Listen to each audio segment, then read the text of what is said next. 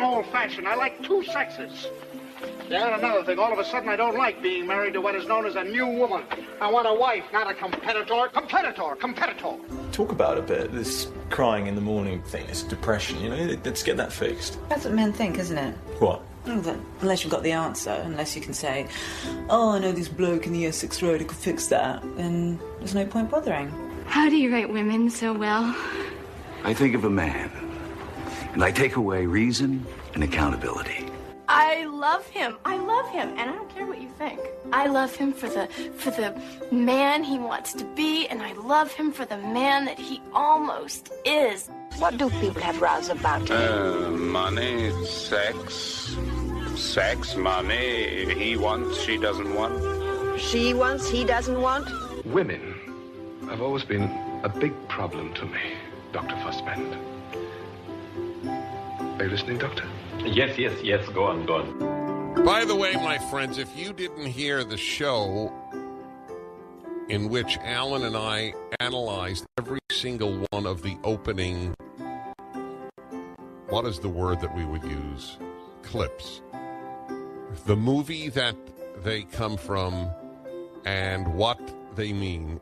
That was a particularly wonderful show. We didn't take one call because we just developed that. And you would have truly enjoyed it. That's a reason to get Pragertopia, where you do. We did.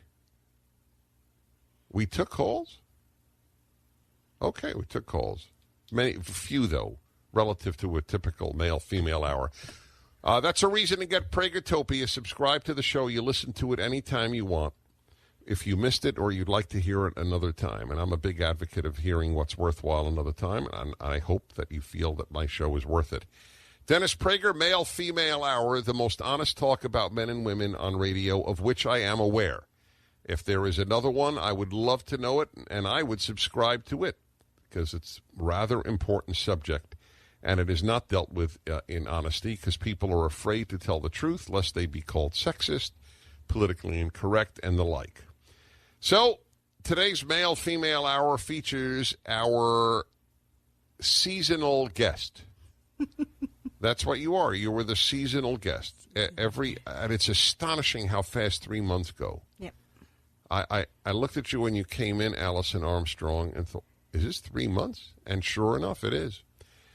Alison Armstrong is gifted, in my opinion, and I don't patronize anybody. She is gifted. Her understanding, I know, as a man who does claim to understand men, she understands men as well, better than most men, and certainly better than most women. It is really, and it's very hard. I think it's easier for men to understand women than I do.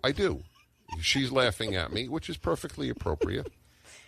Yeah, that would be I think it is, because whatever you women feel, we can, in part of us, relate to or understand. I don't think a woman is capable of understanding the visual arousal mechanism in men. It's not because it doesn't exist in a woman, but whereas when you told me the pillow is messy. And it starts yelling it's talking to you. Even Alan understood that. No, I'm kidding. Alan understood that. No, really, a man can understand that. It's not our instinct. Anyway, Alison Armstrong has her own seminars around the country called Celebrating Men, Satisfying Women Seminars. And that's what they do, because we have different needs from the other sex. Yes. So we need to be celebrated, you need to be satisfied, and about 11 other things. But that's a separate issue. Alison Armstrong, welcome back to the Male-Female Hour. Thank you. It's a pleasure to be here, and I would consider being called a sexist accurate. I'm a sexist. Exact. So is nature. That's my answer to that. Yep. Yes. Life is sexist, not nature. Why did you laugh at me when, or better, I'm not putting you on the spot. Why did you laugh at my comment? That let me review, that men I didn't say did, can understand women better than women can understand men. Go ahead. Okay, but I have to give a little background. As usual, and as always pertinent. Go ahead. So, one of the things that makes women feel safe, right, which our topic today is safety, is commitment. By the way, when men hear safety, they immediately think football. Right? And women are thinking safety. Something entirely different. Yes. Yeah. And, safety is totally different for men and for women. Oh, God, is it ever. And one of the things, because of what, and safety is different even more than for men and for women, it's also masculine and feminine. So a masculine woman will relate to safety the way that men do, which your safety is based on your ability to produce, where a woman's safety has to do with her physical safety, and it's based on her ability to connect. So how come I'm saying that is because for 4 years, you and I dated, and every 6 months we had another first date, and I had to earn the next date every time. And then a year and a half ago, you asked me to go steady and to come on once a quarter. And it cracked me up because the very next time that I was on the air with you was the first time that I disagreed with you on air. Oh, that's so insightful. Yes. And I even said something to Alan at the time. And God knows if you're on more often. Oh, my gosh, I might get so sassy. And so why I giggled when you said it's easier for men to understand women, honestly, it's because you don't understand women, and you think you do. And I knew it the very first time I was on your show. But wouldn't say it. But wouldn't say it. Familiarity breeds contempt. No, not contempt. Less fear.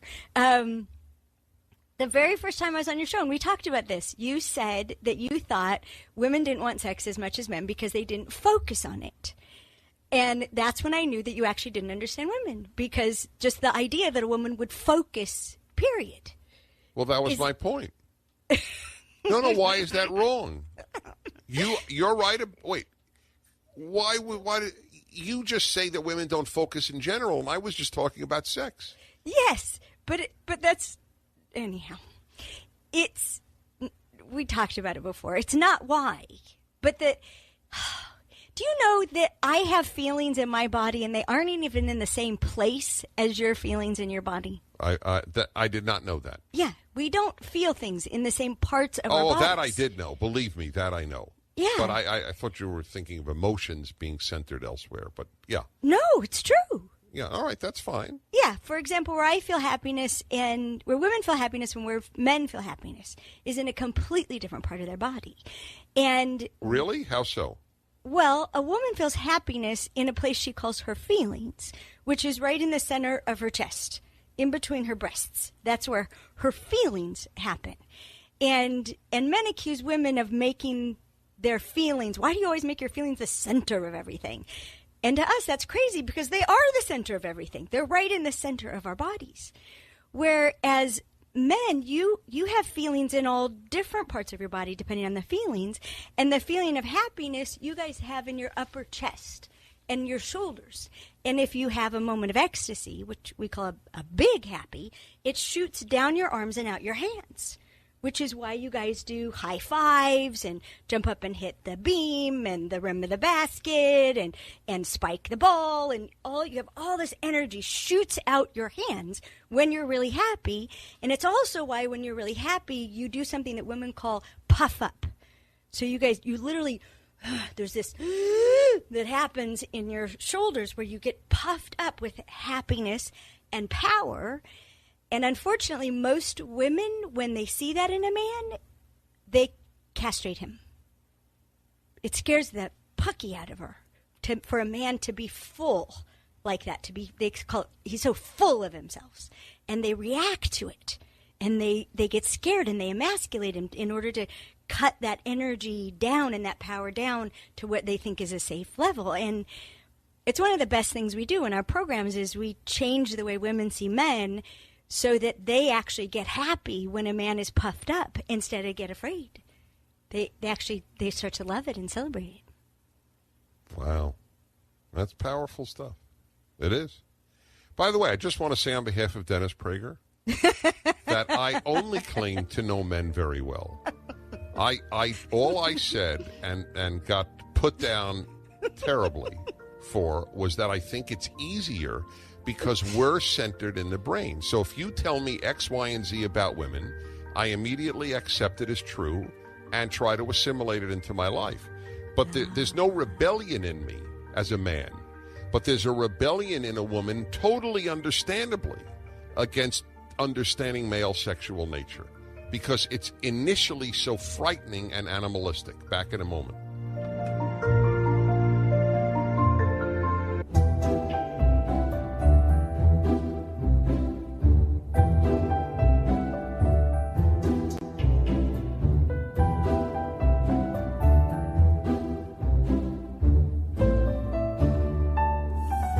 Prager University has a course on male sexual nature, by the way, and it's good for, I think, the whole family.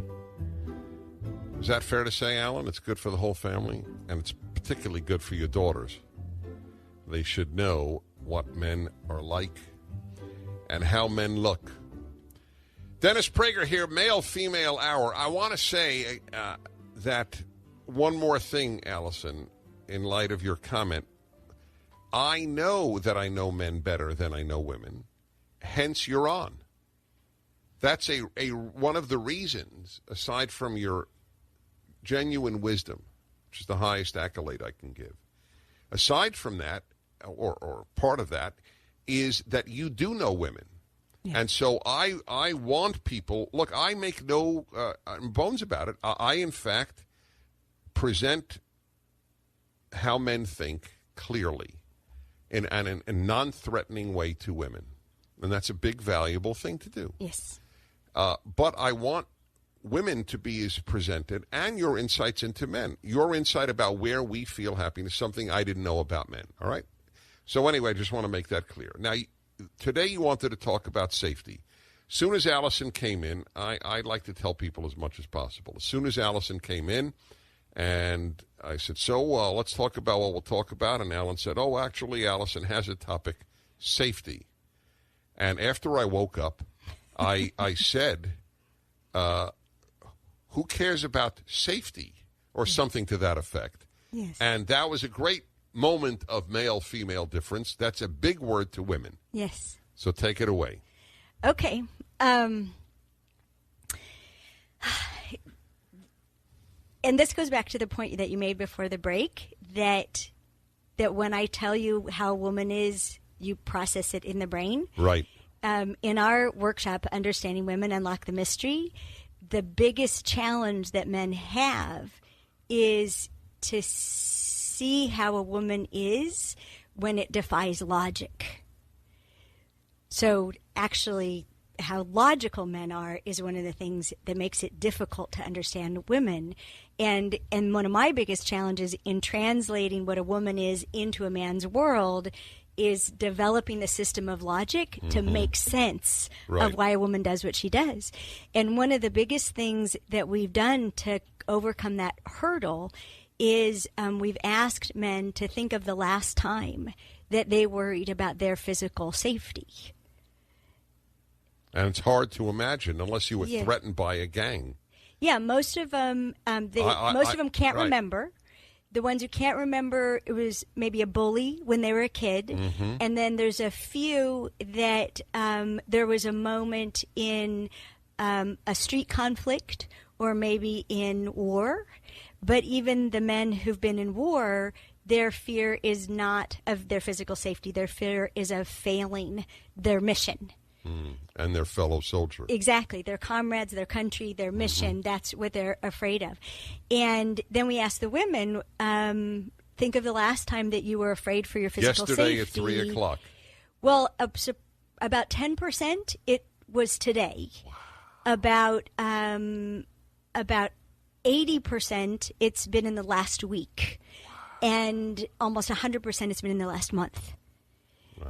And there's a movie where Jack Nicholson makes fun of his wife for getting her keys out before she leaves the store. But that's what women do. We get our keys out to our car before we leave the safe place to go into the unsafe place, which is on as you leave the entrance of the cave. And it's also why, by the way, one way you can drive women crazy is there's this thing that men do because of you're single focused, you commit to a result, and you're going to chase it down until you accomplish it, which may mean 7 trips to the hardware store. Right? Greg was fixing a faucet. He had to go back to the hardware store again and again and again to get the right pieces. As he did this, I got more and more and more tense because to a woman, every time you leave the cave and return to the cave, instinctively, you're laying down scent that lets people know where the cave is, that lets the tiger know where the cave is. And so as a woman, whether it's mentally or we write it down, we have a list of everything we need to gather, and we'll leave our home, go to the farthest point, as if we were going to have to carry everything back on our backs, and gather everything on the way back to the cave. And I've asked women, there's like a number of times that it's okay to leave home per day before we get really tense that we're jeopardizing our own safety just by leaving the house again. And this is all, it's all subconscious. It's all instinct. It's all part of that diffuse awareness that we have where we pay attention to our environment. A part of us is always dedicated to monitoring whether or not we're safe. And it'll monitor being physically safe, and it'll monitor who are our connection and allies who are for me, which is why women get so upset about not being liked. You know, men are like, what do you care if you're liked? What do I care? I'll die if I'm not liked. It's my connection. It's my ally. It's how I get protected through other people. And women, it's easy to talk to women about this because we're like, they start to cry because they thought they were the only one, and then the release of it to understand they're just female. And it helps me then to teach women that how threatened they feel for their physical safety is the same kind of tension and bringing out the worst in him that'll happen when a man is disrespected or distrusted, because that threatens a man's ability to produce results. And your safety is in production. A woman's safety is in connection. A man's safety is in production. And that's why men, that's why your show works, Dennis, because men are like the stallion circling the herd, looking for threats from the outside. You're always looking for threats to your ability to protect and provide externally. And it's why we have to teach women to stop emasculating men, because when you emasculate your husband, now he's got threats on both sides of the fence. Wow. Even Sean thought that was good. It was great. It was just great. 1-8-PRAGER 776 877-243-7776. If you forgive me for mentioning this, my dear listeners, but I feel compelled for many reasons. And that is that we have a compilation of all my shows with Allison. Call 800-225-8584. You'll go wow a lot. And we're very honest with each other, too. If we differ, we differ, but we don't differ much. Well, now we're going steady. It's okay to differ. From your perspective, we never want it. Yes. 800-225-8584. That's not the phone number for the show. It's the phone number for the Prager office to order any of this. All right. The phone number here, though, for the program is 1-8-PRAGER 776. Why a woman takes the keys out in advance. That really hit home. Back in a moment.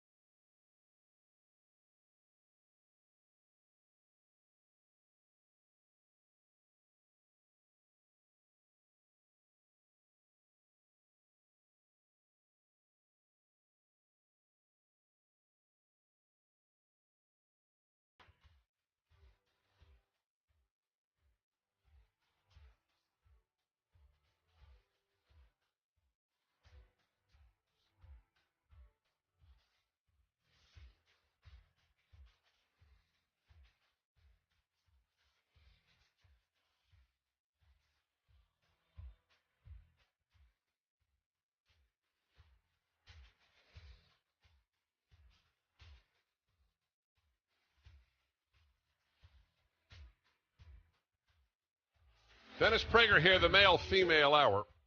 I'm the male. Alison Armstrong is the female. And she warned me that now that she's on every season, every 3 months, we're going steady. So now she feels much freer to tell me how I'm wrong. Which is not an argument for men to commit to women, I must say. Oh, that's only going steady. That's not yet engaged, let alone married. Well, so hopefully I do it with respect. No, you're terrific, actually. But it's a fascinating insight.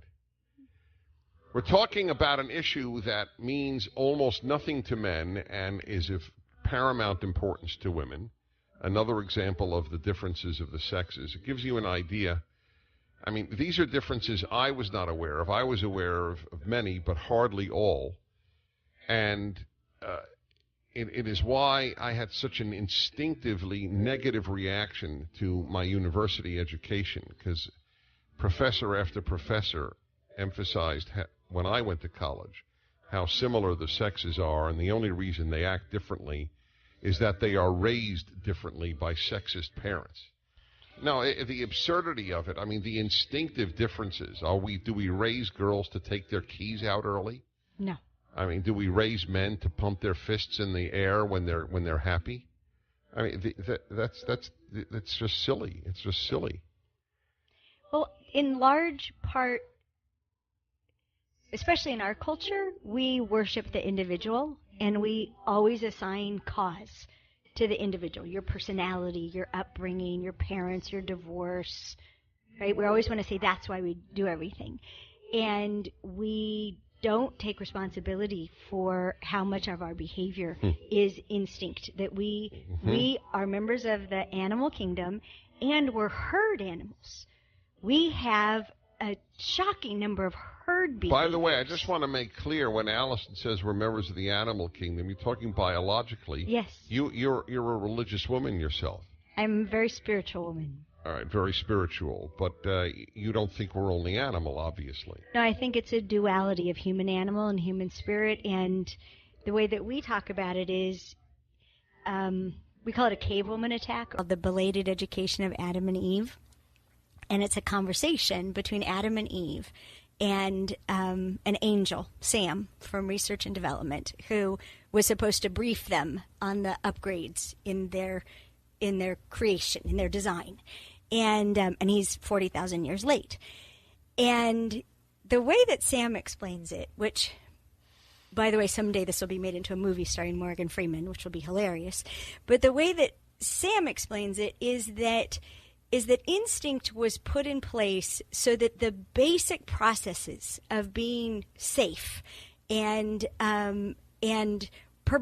perpetuating the species would be automated, so that human beings wouldn't have to spend any of their consciousness worrying about it. They could use their considerable consciousness for things that were much more important than hunting and gathering and protecting themselves.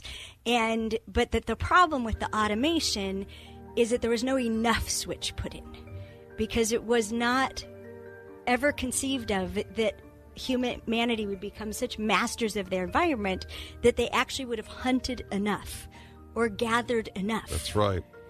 And that's why we're insatiable. We are, and that's why saying right. You have enough of anything is a victory of human spirit. That's correct. 1-8-PRAGER-776. I will take your calls as soon as we come back. Alison Armstrong has seminars. It's all up at DennisPrager.com, her website, etc., as well as the compilation of all of our sessions together. Sessions sounds funny. Dr. Fuzzbag.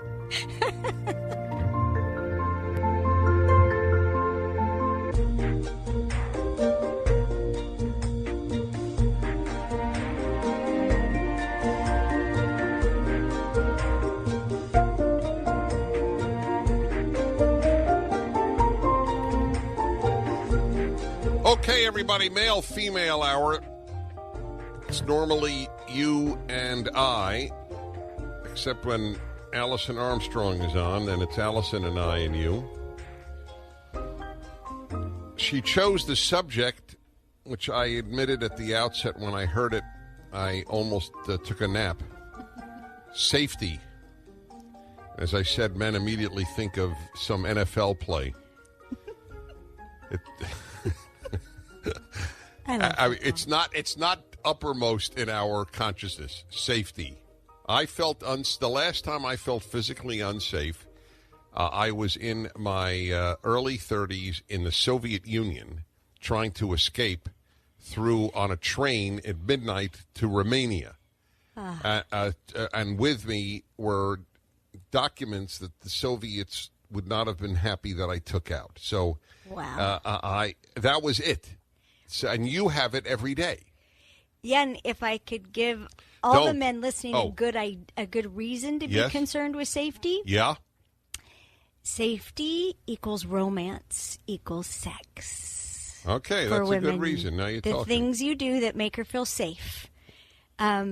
Classic.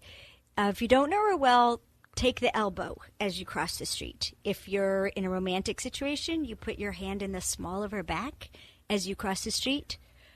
She goes weak at the knees. It's small of the back. In the small of the back, which just escort her across the street with your hand in the small of the back. She'll just be a puddle. It's foreplay. You know what? You should just, you want to make a mint. You want to be one of the richest people in America. Just have seminars for men how to get sex. Well, basically, our Understanding Women workshop is that. Yeah, okay, fair enough. I just tell them, but it listen to her this way, it's foreplay. Yes. Talk to her this way, it's foreplay. Yeah, exactly. All righty. I want men to have more sex. It's good for you. And it's good for the women. It is. It's true. No, that's important to note. It's good for the union. Yes. Kathleen in Colorado Springs, Colorado. Hi, Kathleen. Hi, Allison. Hi, Kathleen. I chuckled when I got back in my car. I had to run home at lunch and get my security badge, and the roofers are there. And I'm by myself. I'm very independent, but they know I live by myself. So I called my friends, and I said, can I borrow your dog for like 2 hours? This dog is like a 125-pound Anatolian Shepherd. I say, just want to walk in with him, and then I'll leave and bring him back. Yep. You know what I'm talking about. It makes perfect sense. Yep. Right. I don't have a clue, but I'm glad that the two of you do. No, I'm hearing it with my male brain, and I'm processing it. And if you say it's true, I know it's true. Yeah, it was a show of force. But this is a very powerful issue for women, not for men, and therefore men need to know about it. Yep.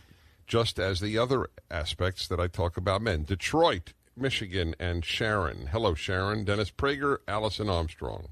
Hi, Dennis and Allison. Oh, Dennis, she's the best guest you've ever had on there. Wow. You know, I've had 4 presidents, 7 princes, 12 prime ministers, and 7 convicts.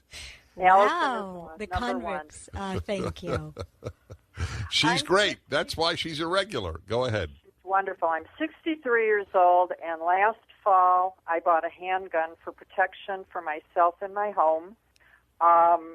The break-ins in the Detroit metropolitan area, it's becoming phenomenal. They break into the home. If you happen to be there, you are at their mercy with whatever they decide to do with you, beat you up, rape you, kill you, whatever.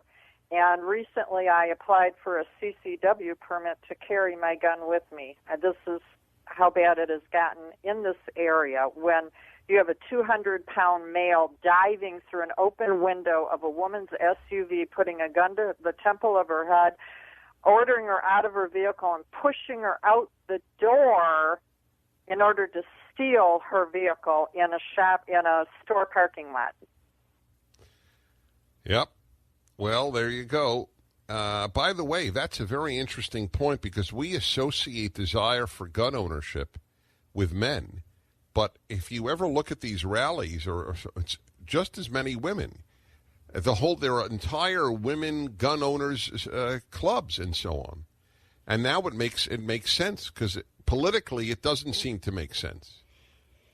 Well, yeah, politically it doesn't. But what's interesting is anything a woman does to learn how to defend herself, or even what they would call a self-offense class, is going to alter her self-confidence and the way that she carries her body.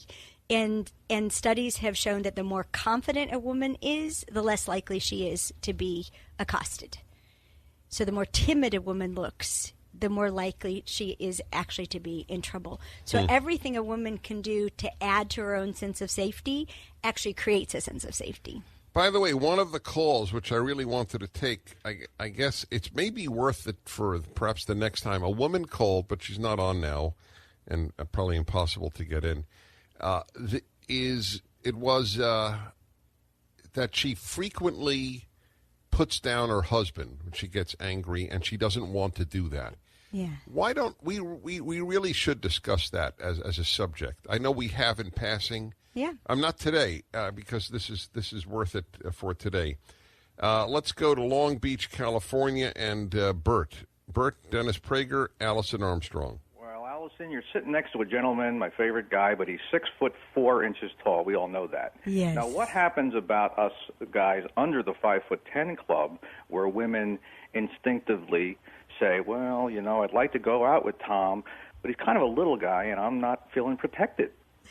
I was actually talking to Dennis about this on one of the breaks. What I recommend you do is invite her to arm wrestle you and watch how big her eyes get. Don't put her down as easily as you can. Just say, try to put me down, and watch her struggle and strain and figure out how strong you actually are. And her eyes will get big and the chemistry will kick in. She'll be like, wow, you're powerful. Isn't that good advice? Yeah. I'm very happy you asked, Bert. Thank you, because she had an answer. You mentioned that to me during the break. Yeah. The other thing is also anytime you stand up to a woman, especially when she's full of nonsense, that also has us go, oh, wow, you can even protect me from myself, my worst enemy. Wow.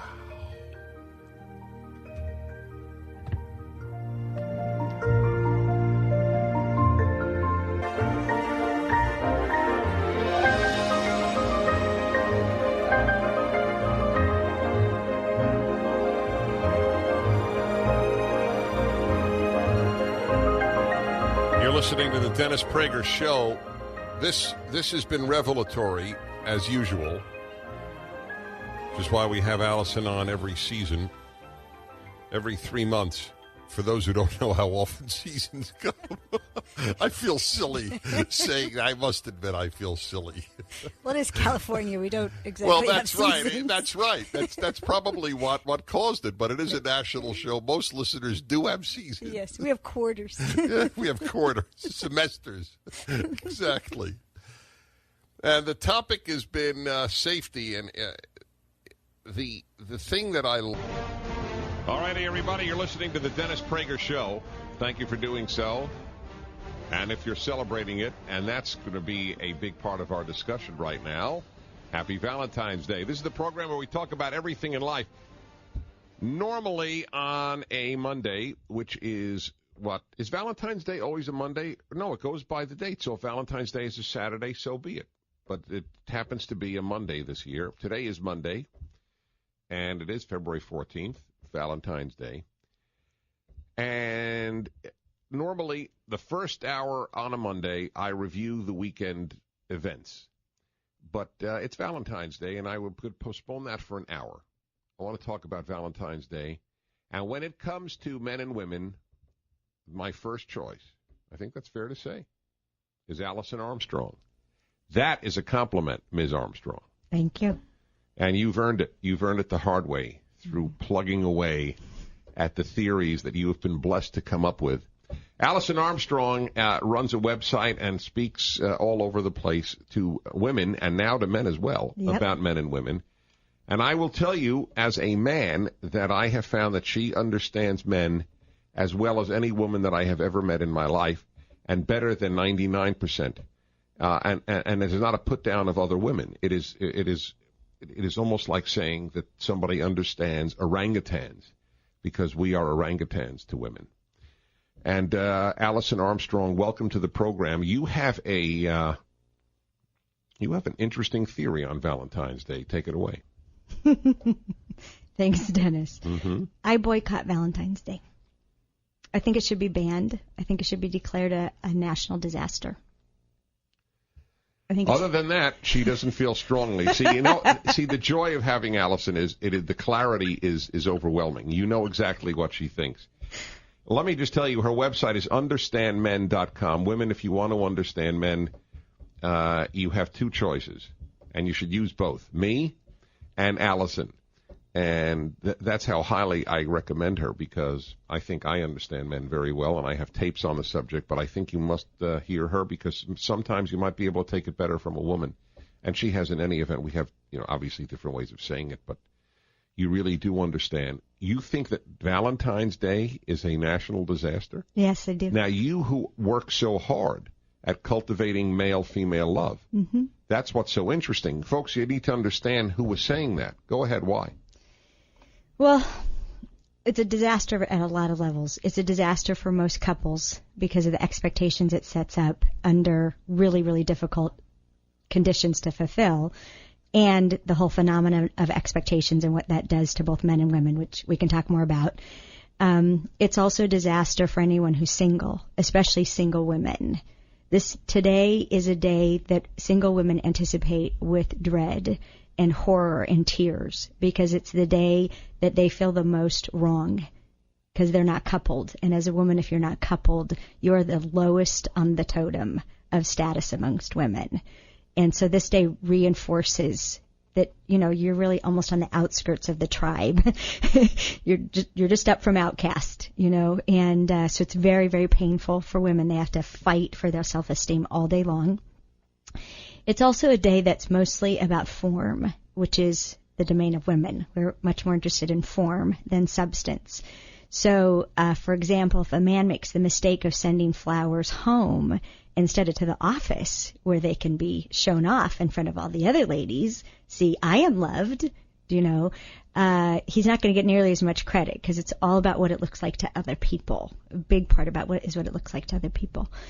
It's also a disaster because what a man has to do to win at Valentine's Day, he's not going to have the information he needs in order to win, because she's not going to tell him, because women think that if you really love me, you'd already know, which has to do with how women think to begin with, which is very different than men. It's also a disaster because of what it does to happiness, which is a passion that you and I share, Dennis, and although for different reasons.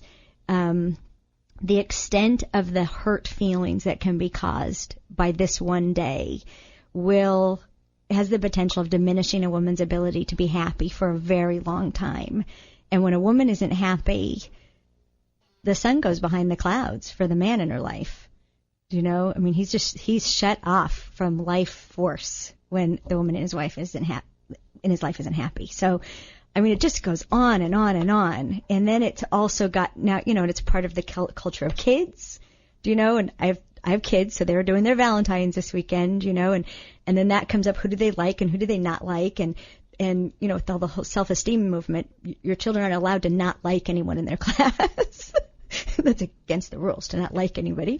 So you have to give Valentines to everybody. And it just goes, it's a maze. It's a mess. And it's silly to begin with, because of the three St. Valentines that have February 14th as their Catholic day on the calendar, they didn't care anything about love or romance to begin with. It had nothing to do with love or romance. The phone number is 1-8-PRAGER-776, 1-8-PRAGER-776.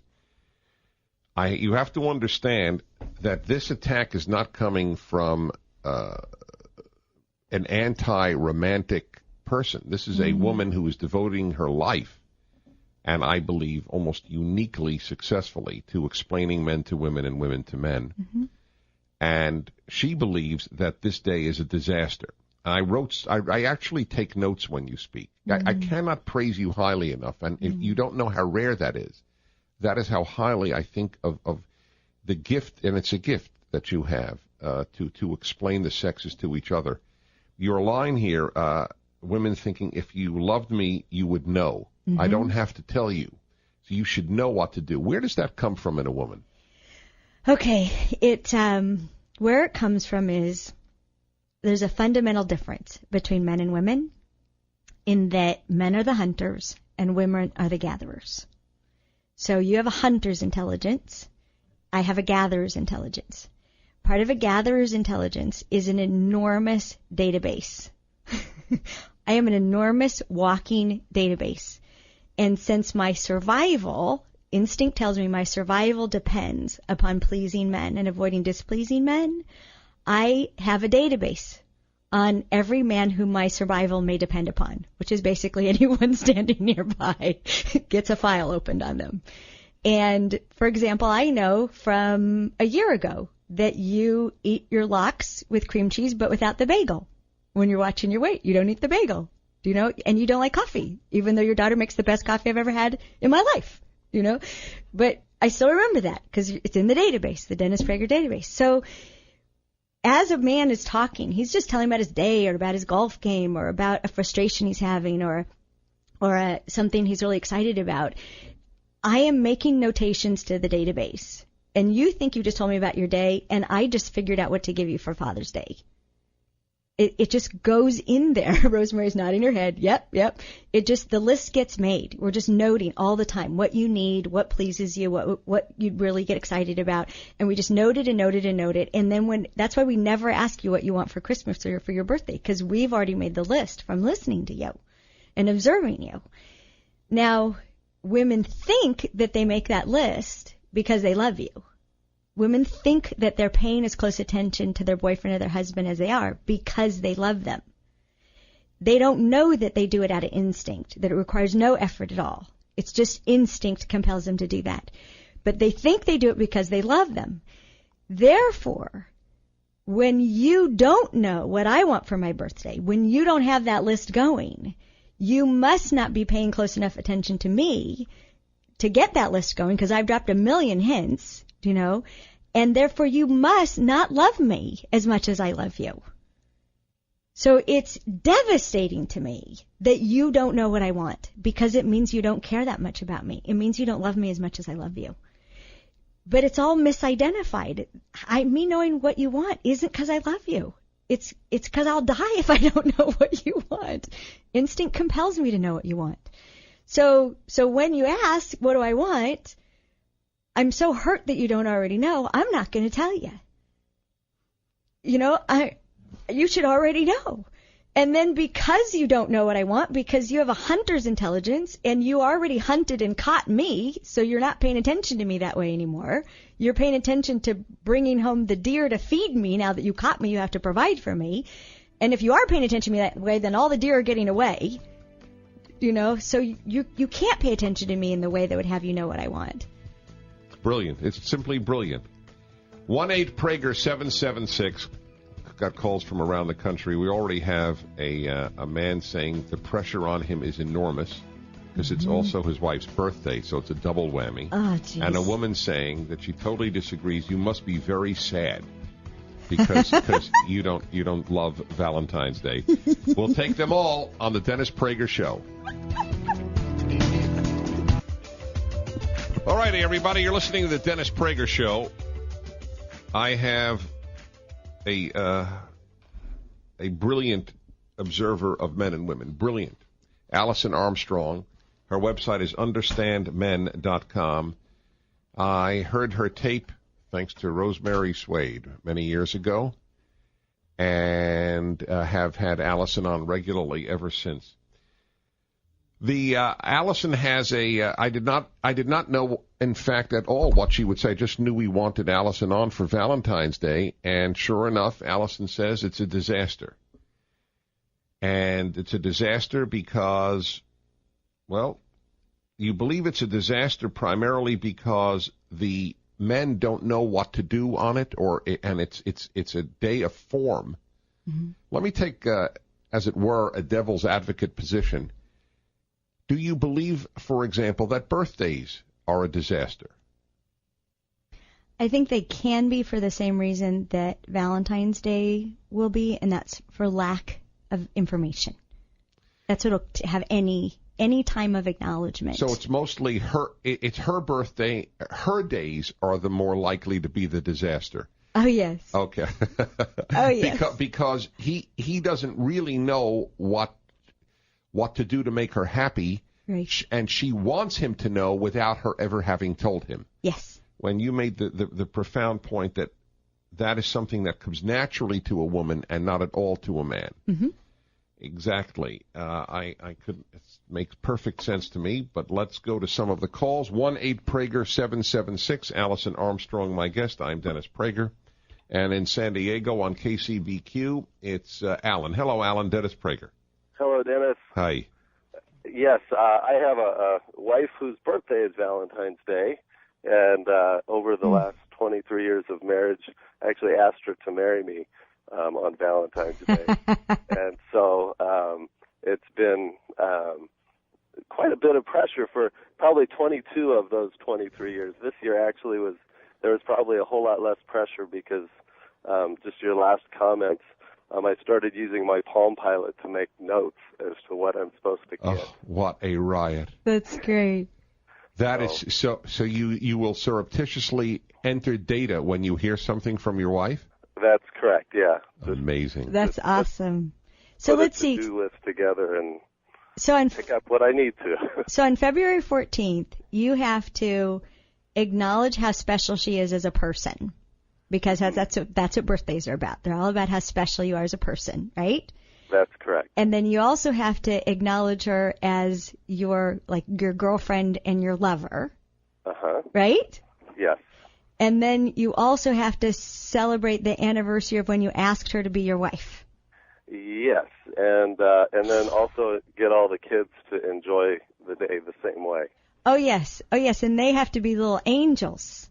And they have to think about special things to do too. Yeah. Happily, they're all girls, so they do that a little more. They do that a little more naturally. Wow. And then do you also have the added element? This happens a lot to men, where they want to do a good job this year, but they don't want to really, blow it out, because there's always next year when you have to do better than you did this year. That's been the case. Actually, this year was a year of relief, because we actually sort of talked about it beforehand. We actually analyzed the pressure. God bless your wife for doing that. Beforehand, and took a weekend prior to Valentine's Day, and so the day was so far has been a bit less pressure. Yeah, that's also part of the problem. I'm glad you brought that up, because Valentine's Day requires that a man perform these romantic acts, regardless of that it's Monday, or Thursday. It's a work day. You guys got to work all day. You're single focused, so work is very much more intense for men than for women. And then at the end of the day, you've got to shift gears into this, I don't know, somewhere between James Bond and Casanova. And you have to be amazing, and you have to, oh my gosh. But the thing is that what used to be special isn't special anymore, and you know it because everyone else is doing it. How special it is to take your wife out to dinner, or your girlfriend out to dinner. Everybody's taking their girlfriend out to dinner, which also means you have to wait in line for a table for about an hour and a half, which makes you guys really hungry and really cranky, but you're not allowed to be cranky on Valentine's Day. You have to be sweet and wonderful and intimate the whole time, and you have to talk about your feelings, which is about as natural as sticking a nail in your head. There is no guest that I have wherein I speak less. My theory about having Alison Armstrong on is actually I can, in fact, leave. I can pre-record 4 questions and just leave the studio. I should really do that one. It wouldn't be the same. All right, then I won't. You are my amplifier. I'm your amplifier. You are. I am much more brilliant in your presence than I am on my own. Oh, that's very sweet of you. It's true, though. People who know me say the same thing. I'm never as much myself talking about this as when I'm with you. Well, that's a big compliment. Thank you kindly. Let's go to a single woman, get her take on this, because you said it was a disaster for single women. Becca in Dallas on Case Guy. Hi, Dennis Prager and Alison Armstrong. Hi. Hi. Well, also, I can see where Alison's coming from a little bit. I really took exception at the very beginning of your show when she said that Valentine's Day for single women is just miserable, and how we struggle all day long for our self-esteem, which I'm a 35-year-old single woman in Dallas, and that could not be further from the truth for me.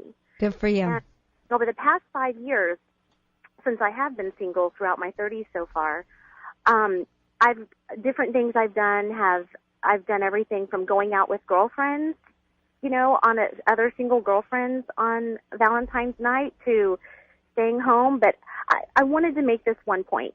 I think that 2 points actually. I think that a lot of single women use Valentine's Day to exacerbate their own pity party. Really, I've never just felt so bad about myself because I wasn't with someone on Valentine's Day. To me, when I'm single, Valentine's Day is like Kwanzaa. It's a holiday for other people. It happens to be a holiday for couples. That's how I view it. So if I'm not in a relationship right now... Yeah, but arguing on behalf of Allison for a moment, the very fact that you feel it necessary to go out with the other single women... Just to work really hard at it. I've done that before, and I'm not saying it's necessary. But if it's a holiday for couples, why would you go out with other single women? Well, it probably was because they brought it up or they suggested it, and I was like, yeah, sure, because you do. I'm not saying me and all my friends don't have a problem with it. I'm sure that there are some people that feel like they do need to go out, even if it's just with their girlfriend. Slight metamorphosis there in the Thank you so much. We got to take a break. I appreciate it. I think, listen, the last thing Allison wants to do is cause a single woman to feel depressed on Valentine's. She's describing, not advocating any bad feelings, but I think that Becca's story does, in fact, reinforce Allison's theory. You have to work really hard. 1-8-Prager-776. We continue on Judging Valentine's Day through Alison Armstrong's eyes. You're listening to the Dennis Prager Show and discussing the merits or demerits of Valentine's Day. One of the greatest observers of men and women that I know of living today, Alison Armstrong, is with me, and she believes that that Valentine's Day is not a great thing for men. Let's put it that way, that it is somewhat of a disaster more than it is a wonderful thing. Is that a fair summary thus far of how you regard the day? So let me pose the challenge that I was going to earlier, and that is that shouldn't a day be important to the other person if the other person thinks it's important? Let's say you don't care about birthdays, but I do. You shouldn't be able to say, well, Dennis, let's say we're married. You shouldn't say, well, Dennis, look, frankly, birthdays are just another day on the calendar. But because if you know that it's important to me, or Father's Day is important to me, it should still be honored. So if it's important to a woman, Valentine's Day, shouldn't a man honor it? Well, I'd go even farther than that. For a marriage to actually work, anything that's important to you, I need to make it important to me. Even if I don't understand at all why it's important to you. Just the fact that it's important to you should be enough for it to be important to me. And vice versa, if you're going to have any kind of harmony. I mean, if orderliness is important to you, it's important to you because it gives you something. All right, so what's the problem then? In that context, what's the problem with Valentine's Day? Well, if Valentine's Day is important to a woman, first of all, I'd like her to examine why it's important to her. Okay, unfortunately, why it's important usually doesn't have anything to do with what nurtures a woman. It's all about what it looks like to other people. It's all about what it would mean if he didn't do something on Valentine's Day, which is completely artificial. There was a time in my relationship with my husband where what Valentine's meant to me was that was the day that my husband acknowledged me as his lover. Just strictly that part of his life, that I was his lover. So I wanted everything about Valentine's Day to be sexy. There's nothing about being a wife, nothing about being the mother of his children, nothing about being his best friend, nothing about what a great person I am, just strictly his lover. And that's what it meant to me, and that's what I communicated to him, and which is a really important part. And then I told him what it was that I needed. There's two parts that a woman has to look at, okay? What she needs for Valentine's Day and what will make her happy for Valentine's Day. They're two different categories. What she needs is what she's going to be upset without. That's how you know you need it, because you're upset without it. So in that time, what I needed was to be acknowledged on Valentine's Day. That's what I needed. Then the part that made me happy was how he acknowledged me. At that time, it was Godiva chocolates. That's how I wanted to be acknowledged. And you told him that. And I told him that. Well, that's your secret here to success in a marriage, is that the woman doesn't assume he'll know. Absolutely. Absolutely. He can't know. You used a phrase off air that must be heard by everybody, not just by Alan and me. And that was, don't set him up for failure, or set him up... Set him up to win. Set him up to win. That's set him up to win. And what's really important about this, Dennis, is women don't understand competition in men. Mostly women think how competitive men are is immature. Honestly, they think it's really immature. They don't understand that being competitive is part of how you're built. Mm-hmm. It's part of how you're made in order to survive. You know, you win, you live, you lose, you die. It's basic, rule of this every species. So as part of being a man, because of being hardwired to win, you only spend your energy on things you can win at. Only. If you don't think you can win at something, you save your calories. You sit on you and you hold your energy and you wait until an opportunity to win comes along. So if a woman doesn't give you the information that you need, say for Valentine's Day or a birthday or, any time, if she doesn't give you the information you need to win, your very nature is going to tell you to do nothing. And then you're going to be racking your brains because you're in deep trouble if you do nothing. So you're going to have to be thinking, okay, what usually works? What worked in the past? What do most women want? And then you give an attempt, but you can't put your whole heart in it because you can only put your heart into what you're going to win at. We'll take your calls as soon as we return. Alison Armstrong, her website, understandmen.com. If I had to edit the collected works of anybody, it would be Alison Armstrong's. I mean, they're gem after gem. These are profound insights. We will return in a moment. You're listening to the Dennis Prager Show.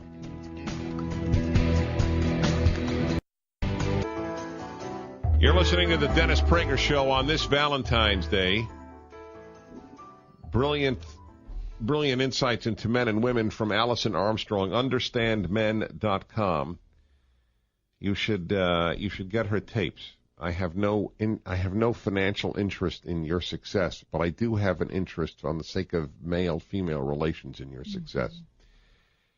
She is taking a contrary view on Valentine's Day, and let's take some more of your calls here. And Lyons, Colorado, and Tara, Dennis Prager, thanks for calling. Hey, how you doing? Okay. I just want to say first that Dennis and Allison, thanks so much for both of the work you do. You're welcome. Thank you. It's amazing. I'm a changed person because of both of you. Wow. I heard Allison only first the last time she was on, like a couple of weeks ago. And I was dating a man, and I truly found out after I bought 3 copies of her book that he's a king. And today he's stressing like crazy. He called me up this morning, and he wants to make the day perfect, and he's going to cook dinner, and and I really feel the stress. And he says he's in the past he's bombed, and sometimes it's happened, and it was okay, and he really wants to make today great. And I want to call him up and tell him to stop. But you haven't. I haven't yet, no. Will you do it? Will you call him? I will, yeah. I was calling for a little bit of advice, in this situation. And I also have to let you know that I'm really on the verge of becoming a queen, too, and I need a little more help. Oh, that's great. Tara, I wouldn't tell him to stop because men are kind of like trains. They don't stop very well, but they change tracks. You can have him change tracks. Okay. Then he can keep his momentum going. So I would call him, and first you want to tell him how much you appreciate how much he's stressing about today, that you feel loved just because he's stressed out about today. So you want to appreciate everything. You want to appreciate all the effort, all the concern, not just the results. And then tell him, you know what, I've been thinking about it, and what I really need is. And tell him what it is. If you do blank, that's what I really need. And if you do, and then fill in the other blank, that's what will make me really happy.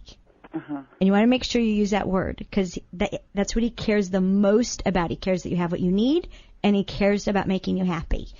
Everything else that could possibly happen or that you could want or that everybody else in the world or all the commercials tell you should have, let it go. What do you need?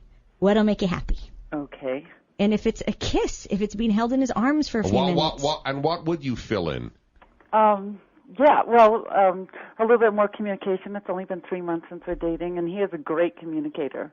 Yeah, but that's not good, though. But let me just say on behalf of Allison, on behalf of all men, when you say that to us, we don't know what you mean. You have to say, it has to be very specific. Is that right, Allison? Yeah, it has to be really specific. I'm asking Allison if it's a bit right about men. Is this pathetic? Yeah, well, you have to see, oh boy, communicator. You have to be, men are very literal. Yes. Right. So if you said, tell me what you think of me. Okay? Then he could tell you. Be careful saying, tell me how you feel about me, because he'll say, I feel fine about you. Or he'll say, I care about you, which means he's emotionally involved. That's how a man expresses emotional involvement. But Tara, you got to watch out for something. This is the other thing about Valentine's Day, Dennis. Women have benchmarks and timelines for dating that are actually tied up to gestation of little human beings. At 3 months, we are compelled to find out, where is this going? Right. That's how I feel. Yep. Let it go. Let it go. Do not press this is what usually happens, Dennis. A woman says, well, we've been going out for 3 months, which she thinks she's just initiated the where is this going conversation. But all she says is, we've been going out for 3 months. And the guy goes, oh, yeah, it was Thanksgiving that we hooked up. Right. Yeah, you're right. What are you ordering for dinner? And then the woman goes back to her girlfriend and says, I brought up the subject, but he evaded it. So he doesn't have the benchmark. He doesn't have the timeline. He's doing this day by day. He's just being with you. When it keeps being great, he's going to keep being there. So let go of the where's this going benchmark. Okay? The other thing that makes it a disaster, Dennis, is, God help the man who's been dating a woman for 9 months right now. Anything less than an engagement proposal is going to be a disappointment. 9 months and Valentine's Day. Oh, the ante goes way up. And I don't think it has any accident that that's the same as the gestation as a human being. Would the vast majority of men, and I'm not suggesting this, I'm just asking this, would the vast majority of men be thrilled if their girlfriend, wife said, honey, I know you love me. Will you please forget February 14th?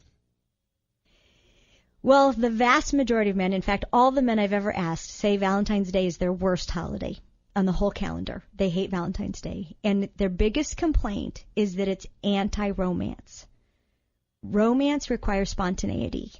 Valentine's Day schedules romance. So they're heading at each other. They can't work it. It's irreconcilable. You can't be spontaneous on Valentine's Day. You're being demanded to be romantic. And what most men have said, and it's a lot of men have said it this way, if you canceled Valentine's Day, I could just be romantic the other 364 days of the year. And that's what I'd rather do. I'd rather tell you I love you when it's there for me to tell you. But that competes with what you said earlier, that much of the Valentine's Day meaning to a woman is being able to say what he did for her to other women. Yeah, it's just part of the way we're designed. It's not because we're shallow. If a woman really thinks about what matters to her, she'll get beyond this. But superficially, what it looks like to other women that were important to a man, instinct has us care about that. Okay, thank you very much, Good luck, Tara. Yep, and in Minneapolis, the Patriot, it's Lee. Hello, Lee. Dennis Prager and Alison Armstrong. Hello, Lee. Oh, hi. I didn't hear you. That's all right. Well, I'm so grateful to be on your show, and I've learned so much from you and respect you so much. Thank you. First time I've ever called a radio show. Wow. I'm flattered. I have a 5-year-old little girl, and she's in kindergarten, and the pressure that they've put on her to fill out all the kids to fill out Valentine's is hysterical to me. Wow. We couldn't talk about Christmas. There were no Christmas parties, no Kwanzaa parties, no New Year's parties, nothing like that in the school at all. Valentine's Day is huge. We'll be back in a moment. You're listening to the Dennis Prager Show. You're listening to the Dennis Prager Show, and I really hope you have been listening because it will help your marriage. And if you take her advice, that is. I mean, it could easily be ignored. Alison Armstrong is my guest, and she is describing why, for many people, and especially for men, it is a disaster Valentine's Day. I think her insights are very pithy. The call we just had from Lee in Minnesota is amazing to me, that 5-year-olds in schools are encouraged to have Valentine's Day. Yep. You're familiar with that? Oh, yeah. I mean, I have 2 girls in elementary school, and they've been making little Valentines ever since even pre-K. So for some boy? For everybody in the class. You have to make them for everybody. You're not allowed to exclude anyone. You make a Valentine card for everybody? Every single person. But you write something special to each person?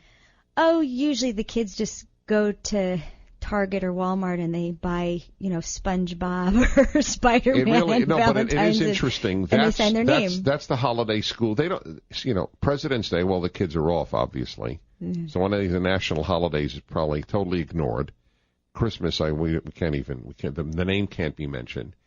But something as superficial as Valentine's Day, that's big deal at school. It stands the country on its head, our schooling, our educational programs. Thank you, Lee, for making that point. Let me read to you some of the comments here because of the time factor, Allison. Let's see. Pam says, we're trying something new. Instead of a Christmas party, we're having a Valentine's Day party. Husband and I are only exchanging gifts. Well, why instead of a Christmas party? We would have to have heard that. I don't get it either, but that's not Pam's fault, I assume. Oh, too bad somebody dropped off. Dell says, my solution is to buy my wife gifts on random days throughout the year. It takes the overinflated expectations away. She probably also loves that. Yeah. So if you do that, is the man off, but he's still not off. If she let him off the hook, then that's he is. Right. If she it's does, up to her. Exactly. And Dawn says, we realized early on in marriage that Valentine's Day is a trap, and we express our love all year long. He gets me random gifts throughout the year. Yeah, that's great. Yeah, I think as soon as a couple starts talking about Valentine's Day, then the power of it is diminished. As long as you're not talking about it, though, it's an incredible force. Well, the trick is, women, we do not read your minds. Nope. We can't. That's the better way. We can't. You can't keep the database if the way we read can. your mind, we would be a transsexual. We would have started out as female. And you probably wouldn't be a good provider. Yeah. So please know that. We have other wonderful traits. Yes. Allison, you're extraordinary. The praise cannot be too high. Thank you very much. You're welcome. Thank you. Happy February 14th. Stay tuned, folks. This is Dennis Prager.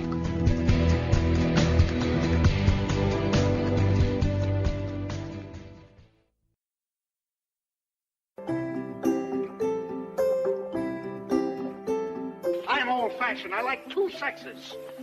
Yeah, and another thing, all of a sudden I don't like being married to what is known as a new woman. I want a wife, not a competitor. Competitor. Talk about a bit, this crying in the morning thing, this depression, let's get that fixed. That's what men think, isn't it? What? That unless you've got the answer, unless you can say, oh, I know this bloke in the Essex Road who could fix that, then there's no point bothering. How do you write women so well? I think of a man, and I take away reason and accountability. I love him, and I don't care what you think. I love him for the man he wants to be, and I love him for the man that he almost is. What do people have rows about? Money, sex, money. He wants, she doesn't want. She wants, he doesn't want? Women have always been a big problem to me, Dr. Fussbend. Are you listening, Doctor? Yes, go on. Hi, everybody. Welcome to the Dennis Prager Show, the male-female hour. There is a big part of me that would like to publish, and I wouldn't necessarily include the names, every single email and the comments told to me just verbally of people who the reason I'm tripping over my words is because it sounds self-adulatory, but it's not meant to be. How many people's marriages have been and relationships have been helped by this hour? And the reason, by the way, aside from that's obviously a major reason for the hour. The reason is deeper than I would like to help people in their relationships. It's that truth is on our side. Clarity is on our side. It may be painful, but for that matter, setting a broken bone is painful. But so what? Over the long term, that's what heals the bone. Clarity is absolutely necessary, or nothing can be fixed. Well, I would maybe I should have an annual Clarity Award. And if I did, it would go to Alison Armstrong this year. It might have gone last year as well, and the year before that. Certainly on this issue. My admiration of your insights, your work, is really deep. And you know that because you're the only regular visitor to the Male-Female Hour. You and Alan. But Alan's really not a visitor. I mean, Alan's pretty permanent. By the way, did you notice that Alan and I have the same color shirts on today? You both look very handsome. Oh, come on. What do you mean both? You do, you both. What do you mean both? You each and both look very handsome. All right, Allison, it is great to have you. Allison has a website, which is up at ours, is it not? It will be in a moment. It's understandmen or understandingmen.com, or you can go through the blog. Everything that we have on the show is through DennisPrager.com at the blog anyway. Well, all right, so let's get to the topic here. I asked, to give you an idea of how much I trust Allison, I let her choose the topic. I mean, she gives me a choice, I will admit. Today's choice was coin collecting in medieval Hungary, architecture in southern Spain in the 14th century, or how men and women can heal each other after hurting each other. And I thought the third was more germane to the topic. All right, here we go. So you said in one sentence throwaway right before the show, this can save lives. Yes. What is the this that can save lives? Well, let me tell you what normally happens, okay? And what we're going to talk about is how do you heal the feminine and the masculine. And sometimes the masculine aspect of a woman is what gets injured, so she's going to need to hear those words. But typically, when a woman is hurt, her feelings are hurt. And that's what she say, you hurt my feelings. Now, to a man, that's kind of like, and, I'm sorry, but I didn't mean to. Where are those? Can I see them? What do I do about that? And unfortunately, what men don't know is that women's feelings, and you and I have talked about this before, it's an extra vital organ right in the center of our chest. And it is our connection to spirit. It's our connection to the eternal. And when our feelings get hurt, it's as if this vibrant, pulsing organ turns into obsidian. It becomes petrified, and it goes, and it squishes up, and it physically hurts as it squishes up. I know this sounds, Dennis is looking at me like, huh? Really? Yeah, pretty much.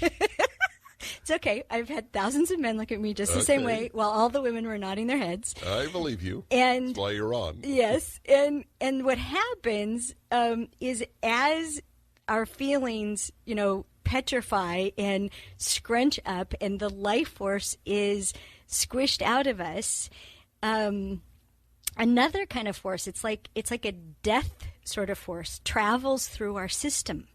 And we stop breathing. We can barely breathe. It's like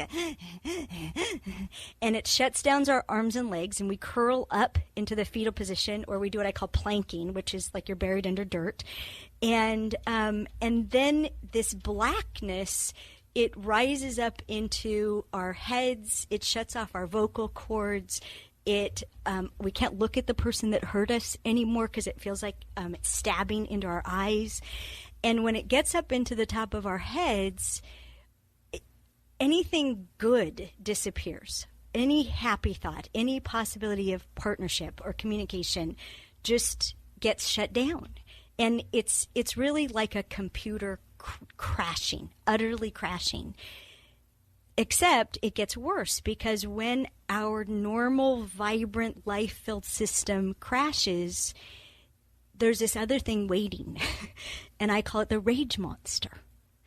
And the rage monster... Now the men are waking up. Now they're waking up. You've encountered the rage monster. And what happens is the rage monster, it has one purpose only, and that is the total annihilation of the person that hurt them. And the rage monster has access to what I call the petty offense file. And the petty offense file are the things that, when the woman was aware and awake in herself and in good shape, they weren't worth arguing over. They weren't worth mentioning. It was no big deal. It was just a slight. It was just, she didn't care. She just brushed it off, not knowing it was being copied to the petty offense file. She really didn't know. She wasn't saving this up on purpose. And then when her feelings get badly hurt and the whole system is crashed, the rage monster opens the petty offense file and takes the last thing that just happened that hurt her and puts it together with anything that's in that file. And it acts like an editor. You've published books. We both have. So editors kind of rearrange information sometimes for the most provocative or convincing argument. And that's what happens in her head. She's thinking, well, you did this and you did that, and well, and then there's your mother and your father, and you're just like your, and then it goes, now we can do better than that. Well, if you do, and it just is organizing and reorganizing this information to produce the greatest attack possible on the person that hurt them. Male or female? Male or female. Whoever hurt them, it's organizing the attack. And then what happens? All this time she hasn't been talking. And then the person who hurt her often, or a man who notices she's been gone for 3 hours, he'll come and say something like, what's wrong now? Ooh, then the word now. Yes, it's the tone. Mm-hmm. What'd I do now? What's wrong now? What's up with you? It's the tone. And that hooks the rage monster up to the vocal cords, and this stuff starts spewing out her mouth. And what men don't know, what people don't know, is she doesn't mean to. I mean, she's really just this little voice going, this wasn't it at all. I don't care about those things. You just hurt my feelings. And it sounds terrible, but it's like an attack. It's just, there's actually a name in Spanish for it. I forget what it's called. But it just comes out in this spewing rage. And whoever's on the other end of it naturally tries to defend themselves against that barrage. Or shut down. Or shut down. Shutting down would be better. Defending oneself actually feeds the mechanism and gives it more energy. And what nobody knows is you can actually just go to the heart of the matter and say, and you have to be completely sincere, I'm sorry I hurt your feelings. And if you do that, and if you mean it, it's like flipping the switch back on in the whole system, and you'll hear this, she'll gasp for air. And then the system can be restored. Okay, so as a man, my first question is, how do her feelings get hurt as different from his? His men's feelings get hurt too. Yes. So, all right, when we come back. Awesome question. On the Male-Female Hour.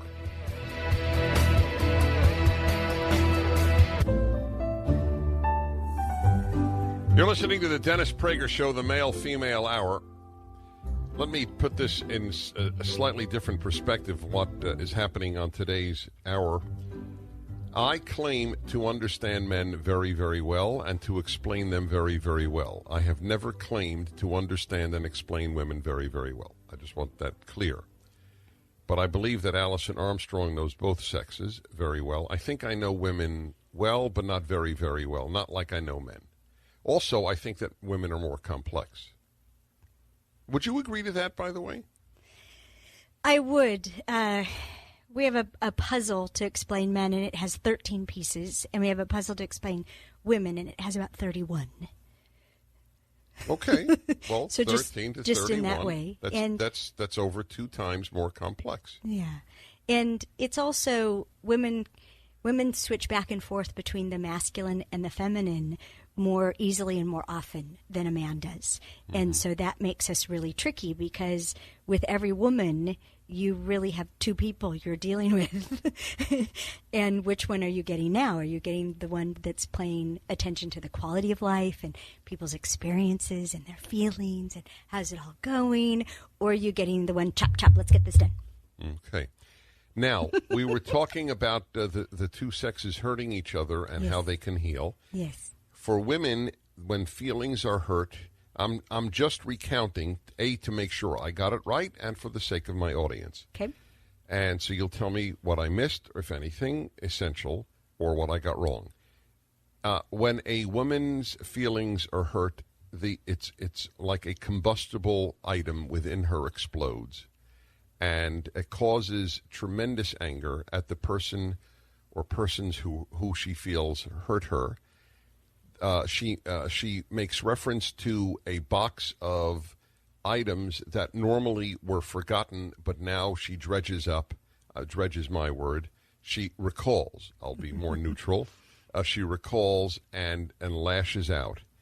The general good response is not to defend and not to tune out, but rather to, since it was a feelings issue to begin with, say you're sorry for hurting the feelings.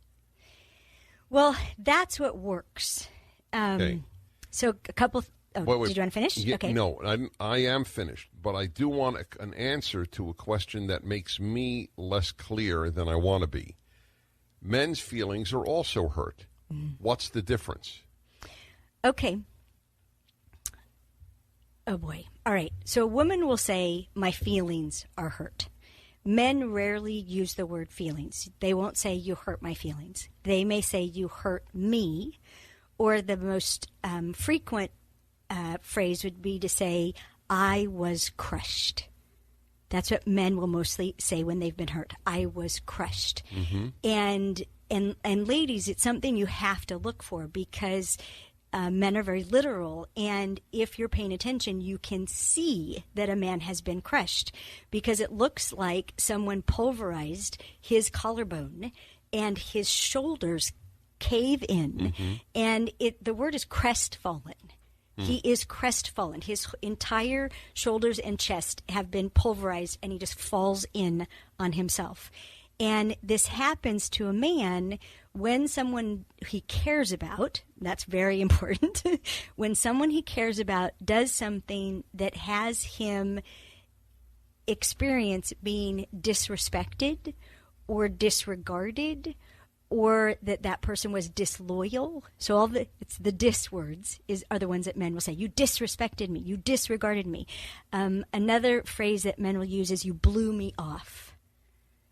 You just blew me off. By the way, I'm resonating to everything. You're right. Men don't say you hurt my feelings. That's exactly right. Yeah, but yeah, I feel crushed. Yeah, that's right. That makes sense. And you can see it in their body language, is what you're saying. Yes, it has a physical expression. All right, let's go back to her. What hurts a woman's feelings? Okay. Oh boy. All right.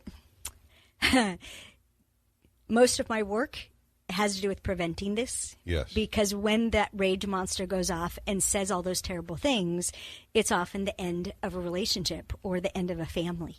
And this is why I said this can save lives. You know, lives that would just be blown apart by something that's essentially mechanical. She isn't choosing to dredge up all this stuff. It's very mechanical. So this is what happens, and this is why it's tricky. Let's just say it's a man, her husband, her boyfriend or lover.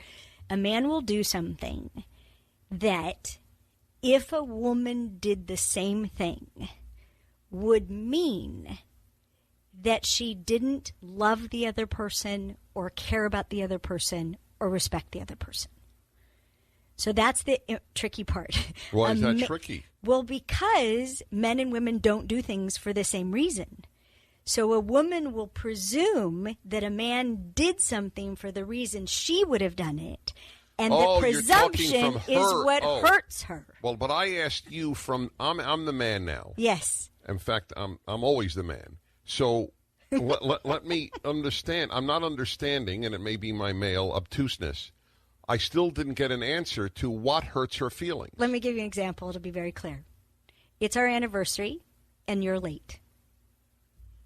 Right. Now, it's our anniversary, and you're late. Yes. Why are my feelings not hurt, or why am I not crushed, or whatever? Because a man will assume she had a good reason for being late. She was kept at her job. She had to finish it. Her boss called her into her office. She had to complete that. Or she was at least stuck he in will traffic. assume a good reason until he hears otherwise. Yes. Whereas she will not want to know the reason. If you really loved me, you would have been home on time no matter what. Can you give me another example?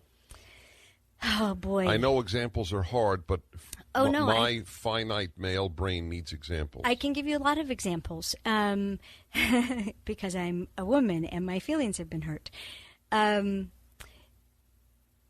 boy. Do I give Greg examples? It happens with every man, with my son, with Greg. There was one time when he made a snide remark. He just disapproved of something, and he was like, "Oh, that's stupid." My feelings, within moments, I was turning to stone. My feelings were so hurt that something I cared about, he thought was stupid. And it's something that men do a lot. You have opinions about things, and you just express them, and you don't mean to hurt anybody by them, but women And we get would hurt. certainly say that to a man. Yeah. Yeah. Don't be ridiculous. Yes, exactly. That's stupid. Right. Yeah. Don't be an idiot. Yeah, right? Right. Don't be an idiot. Don't be an idiot. Right? To a woman. But men, you have to know you don't say that to a woman. You don't say that to him. Don't be an idiot. You reserve that for the Allens and Shawns and Dennises in your life. I will be back in a moment. This is extremely important.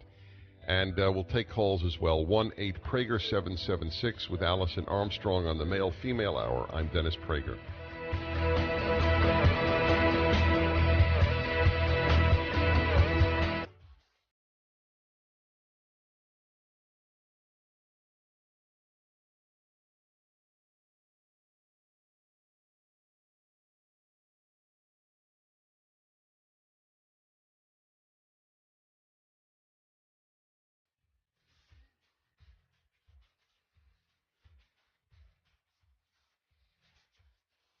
All right, everybody, you're listening to the Dennis Prager Show.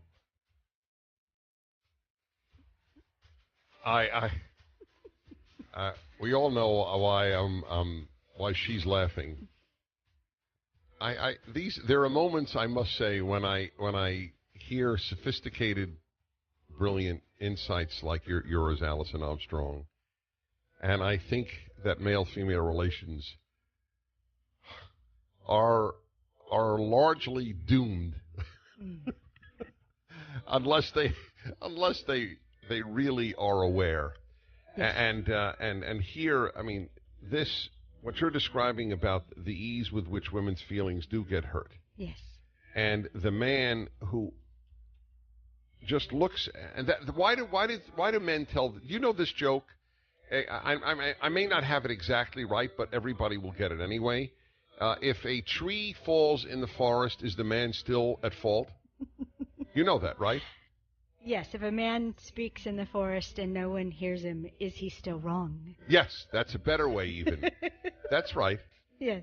Why women don't tell that joke? No. Women don't even laugh. No. And the guys here are cracking up, even the young whippersnappers who aren't married. Yeah. Well, this is the crux of the issue, okay? And you're right. In the domain of what I call human animal versus human spirit, men and women are doomed. Our instincts put us at odds with each other. And one of the biggest problems is both men and women assume we're versions of each other. Women think that... No, with all respect, women think that more than men do. Okay, well... Women think what that if I men gave you an example of yourself? Of me? Yes. Me, Dennis? Yeah, you, Dennis. Something you said to me the first time I was on your show. Oh, you see, they always dredge up this stuff.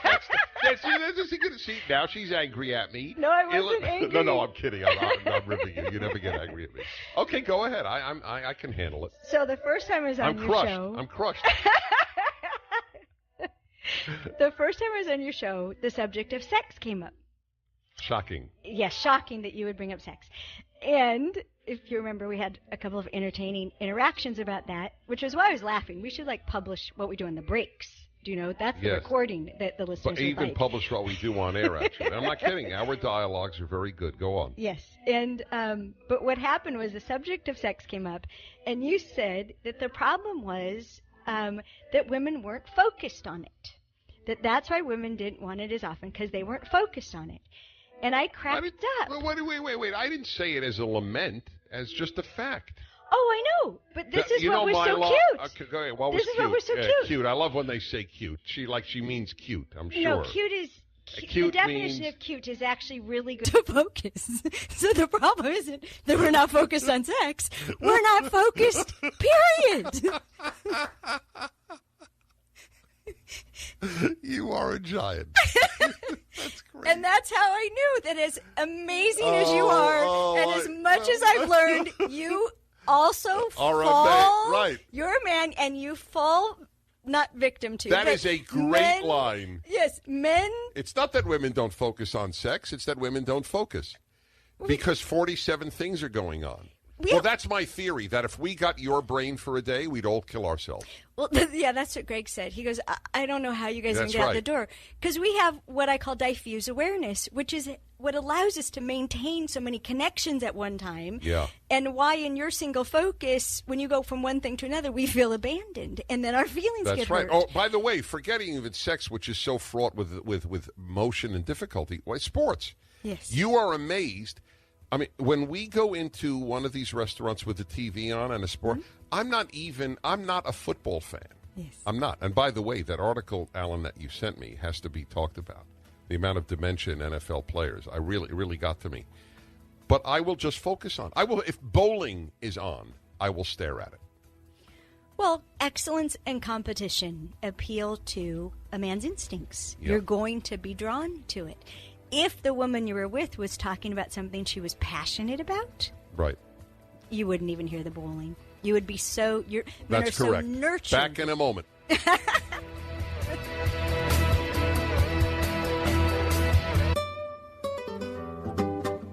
Big problem here. Too little time. Too many good ideas from Alison Armstrong on how each sex is hurt. Different ways, different things. Women's verbiage is the key here. You hurt my feelings. I mentioned to Allison that in decades, in fact, exactly 4 decades, I started at 21 lecturing. I have never been told by a man after a speech who got up to talk and challenged me. In other words, who didn't agree with me. You offended me when you said, or I was offended. Or it's always been a woman who has gotten up and said, I was offended, even though, of course, I didn't know her. I wasn't even talking about men and women. It could have been capital punishment. So anyway, women's feelings are hurt much more readily. So okay, fine. And it's mostly because we misinterpret a man's actions. We think he's watching television and ignoring me, or he was late because he doesn't care enough, to have been on time. We project our own motivations, and then we get hurt by them. And that's one of the things that I'm always trying to clear up with women. If you understand why a man really does what he does, you're rarely hurt, because you guys have beautiful motivations. Most of the time, they're really good. They're just totally different than ours. Yeah. I mean, unless you're married to a bad man, and there are such men. There are. Obviously, then that is the case. Yeah. Guys are pretty tender in the way they treat women. Yeah, most guys. I mean, not all by any means, but most, yes. Well, and how you treat life. If a man is late for something like that, for example, it's usually because he's fulfilling a duty, or handling something that's required in order to provide for his family. It's honorable. It's Right. not meant to... He didn't stop off at the sports bar. Right. It's not meant to. Now, I promised to talk about how the masculine gets injured. And very quick example, so it's very specific. I was in Colorado renting a car.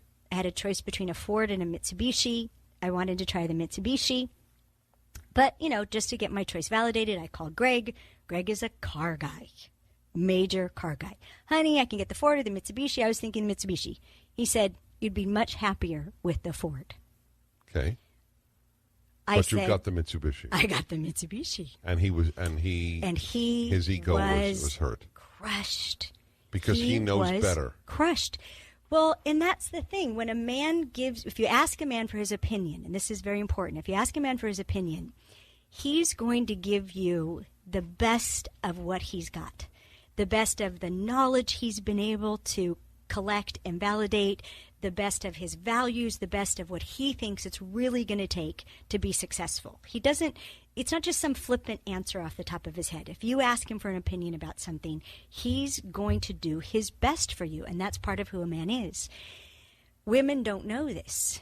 Women just think, he's just thinking, the Ford would be better. So I got the Mitsubishi. No, he was disrespected. Okay, let me say something now because the time is so precious, and if you differ in any way at all, say so. Okay, I'm more interested in helping people than in being right. Everything that you have said this hour has only reconfirmed a theory that I have said often, expressed often, and that is that whereas males are raised to control themselves and fight their natures, females in the last 50 years have not been, because female nature has been far more adulated than male nature. Whereas both need to be controlled, only male nature is now taught to be controlled, and female nature is not. And even the mere suggestion that women would have to fight their natures would be regarded as sexist, patronizing, and patriarchal. And I'm a sexist. And sexist. I am a sexist. You are. You can call me a sexist. Women need to get a grip on the cave woman within as much as men need to get a grip on their caveman. If this is going to turn out, it's going to be a victory of human spirit. Because instinctively we are at odds and we will take each other apart every time. But there are solutions, folks. We're not doomed. Nope. The solution is it's really not complex. It may be hard to do, but it's not hard to state. And that is that we each have to fight the worst parts of our natures.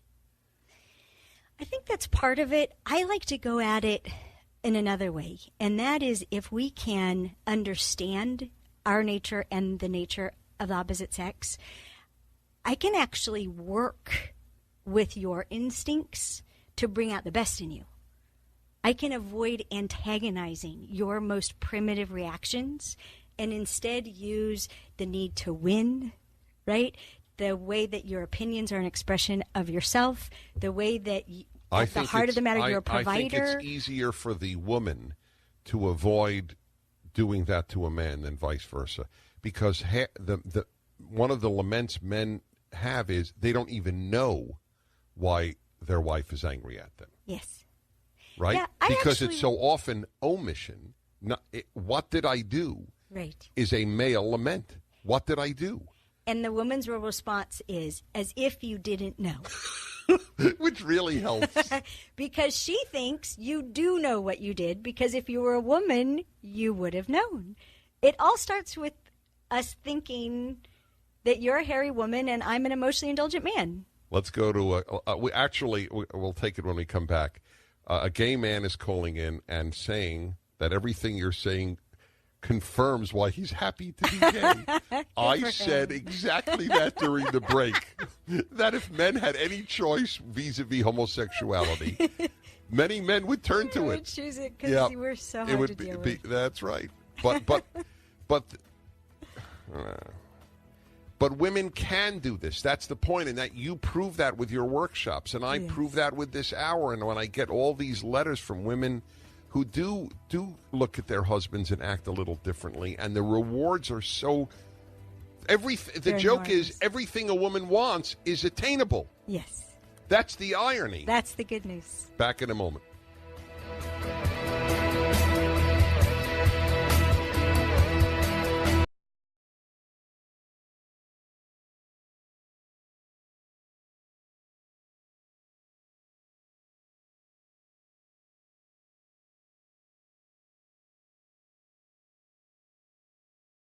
It is rare to the point of I don't think happens that I don't take any calls. Did I take any calls? No. And I apologize to you, my friends. On the other hand, it's really happened because Allison had too much of significance to say. But I nevertheless I have to take Bobby's call in Houston. It just because it's adorable, I think, even though I haven't spoken to him. Hello, Bobby. What's on your mind?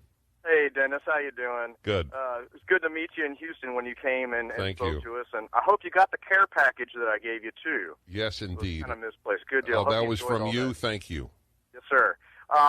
Listening to what she's been talking about, I forget your guest name. Alison Armstrong. Allison, yeah. Listening to Allison, it just reminds me, with going through the little rage monster and taking the emotions and feelings and putting them in file cabinets and then the petrified hearts. And, I'm driving down the road thinking, my God, thank you for making me gay. Okay, so now I wish we had more time, dear Bobby, because I know I could level with you. Number one, I suspect that there are more than a handful of gay drama queens. I don't know why I think that. There are too many. Okay, thank you. I can't all deal right. with the drama from them either. Okay, I believe you. But number two, to the best of my knowledge, lesbians are gay too. They have two petrified hearts to work with. And they're doubly difficult to deal with. Oh, okay. So in Bobby's universe is the following are the happy relations on the world. A tiny segment of the gay male population. Anyway, it was adorable. Thank you, Bobby. I look forward to seeing you again in Houston. The human being is difficult to deal with. Yes. That's what it is. That's why I'm laughing about Bobby's call, because it's he admits there are a lot of drama queens in gay male life. Yes. And then the lesbian world, oh my God, that's two women. So that's double your chances of hurting feelings. And then, of course, the male-female arena. And I'm so sorry I didn't get to more of your calls. Let me say that Alison Armstrong's website is up at DennisPrager.com at the blog. Please just know that instinctively. Please go every day. Whatever we talk about is there. My columns are there. Where I'm speaking is at Where is Dennis, and it's called in any event Understand Men or UnderstandingMen.com. You do understand them. You are helping men and women. And the irony is, I don't leave these conversations depressed. I don't, because there are solutions. That's the point, and that's why you do your work. That's why I do my work. It is a joy to have you, Alison Armstrong. Thanks, Dennis. It's a privilege to be here. Thank you. Don't go away, my friends. There's a lot to talk about. You're listening to The Dennis Prager Show.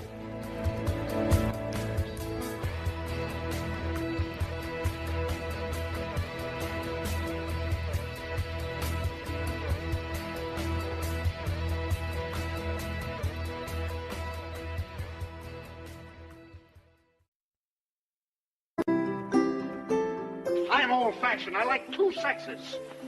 Yeah, and another thing, all of a sudden I don't like being married to what is known as a new woman. I want a wife, not a competitor. Competitor. Talk about a bit, this crying in the morning thing, this depression, let's get that fixed. That's what men think, isn't it? What? Unless you've got the answer, unless you can say, oh, I know this bloke in the Essex Road who could fix that, then there's no point bothering. How do you write women so well? I think of a man, and I take away reason and accountability. I love him, and I don't care what you think. I love him for the man he wants to be, and I love him for the man that he almost is. What do people have rows about? Money, sex, money. He wants, she doesn't want. She wants, he doesn't want? Women have always been a big problem to me, Dr. Fussbend. Are you listening, Doctor? Yes, go on. Yes, indeed. The male-female hour every Wednesday, second hour of the Dennis Prager Show. I'm Dennis Prager, and every season just shows you how fast the seasons come and go. Because it seems just like yesterday, and it's 4 months since we had Alison Armstrong on. Gives you an idea of how much I respect this woman's mind that I have her on. She's the only regular on the male-female hour, and one of the only regulars, period, on the Dennis Prager Show. But you have, if I may say this, you have earned that with your very fertile mind. A creative, original mind on these matters, which need honesty. I say each week, I think this is the most honest talk about men and women on American radio. If it's not, then I'm happy that there's another one, but I don't know of any. Alison Armstrong is her name. She runs seminars around the country on men and women. I think you have saved a very large number of relationships, yes, which will, I think, be in your favor when you, hopefully many, many years from now, are judged by the master of the universe. Alison Armstrong, you did good. Thank you. That's what we said. And I will, if you need an advocate, I'll be, I hope it's also a long time for me, but I'll be there for you. Anyway, Alan hates when we talk about death. Really? Yeah, he does. Oh, yeah, my people too. I talk about, whenever I bring up the If Allison's Hit by a Bus project, everybody looks at me like I'm... You have an If Allison is Hit by a Bus project? Yeah. Yeah, whenever... Well, that is a little morbid. I mean, I'm on Alan's side on that one. Well, I guess what do you mean? What kind of project is that? Well, we film and archive my work whenever I've reached a point in a new program where I'm really proud of it and I think that's it. We film it and keep it so that people always could train themselves from that material to lead it. We just keep it for posterity. And I don't know, this may sound weird, but I signed up for 100 years. I'm very conscious. I said, okay, I'll go for 100 years. I'll give it my best shot. That's good. And I'm only 51. So, all right. So I joke about But you're not going to joke about it when you're 99. Probably not. Why did I make it so low? All right, Allison. Yeah. So, look, folks, to give you an idea of how much I trust this woman, it's the only hour where I don't even think about the subject. Allison comes in, and I say, what do you want to talk about? Then she tells me, it makes no sense to me whatsoever, and I say, fine. I give you my word. That is exactly what happened. I looked at Alan and said, did you understand that? And Alan said, yes, except for the end. I didn't understand the beginning. But you have a new idea. Let's hear it. Well, okay, so mostly what happens is I look into men's blind spots about women and women's blind spots about men, and it's always horrifying to me when I find my own, when I all of a sudden stumble upon my own. And so I've been studying men for 21 years. For 17 years, we've been teaching women about how men provide and protect in this intense instinct, this instinctive compulsion to provide and protect, and that it's something that needs to be honored, it needs to be taken care of. And, we've always thrown in there, men and women, human beings, every species provides, protects, and procreates. And we've paid attention to the procreate part, but we've paid way more attention to provide and protect. Well, then a couple of years ago, I became aware that that was inaccurate, provide and protect. That it's actually protect, then provide. That the priority is protect, then provide. So that's why if a woman asks a man for something, and if he might go, we can't afford that. Right? So even though he wants to give her everything that she ever asked for, protect comes before provide. So if he's protecting the family's resources or he's protecting his own energy, anything he's protecting will trump the desire to provide for her. And she needs to understand that and honor that instead of thinking he's just being a jerk. Okay? So this is where... Give an example of where he would protect before provide. Like when I asked Greg to put in a swimming pool. Yeah. And he just vetoed it. He said no. And he didn't explain why. And I thought he was a jerk. Well, when I poked around at it, he had quickly calculated that my $40,000 swimming pool would be a $250,000 hit to the retirement fund. And he's protecting the retirement fund because he holds himself accountable for our financial well-being. So as much as he would give me anything I would ever want, no, it was trumped by him protecting the retirement fund. And it's just a natural instinctive reaction on his part and not against me. But this is what happened. So I started paying attention to, oh, wait a second. By the way, that in and of itself is a very important insight. I'm thinking, because I'm male, yes. That's exactly how I think. Yes. I think, am I protecting us?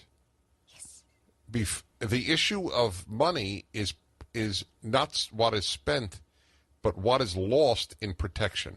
Yes. In my mind. Yes. That's why I have Alison Armstrong on. And it happens over and over again. A man will say no to something, and a woman will think, he doesn't love me, he doesn't care about me. No, he's protecting something. The no is always protecting something. And it might be protecting his own energy. Like, honey, will you help me do this? No. He's tired, and he's protecting his own energy. He's got to get his tank filled before he can say yes to that. All right, but on the other hand, a lazy man can now say to his wife, honey, I'm just protecting my energy so as to protect us. What's the difference between lazy and protecting one's energy? Well, the lazy guy's foolish, because if he stays lazy for too long, and we talked about this last time, his body is going to turn the testosterone into estrogen.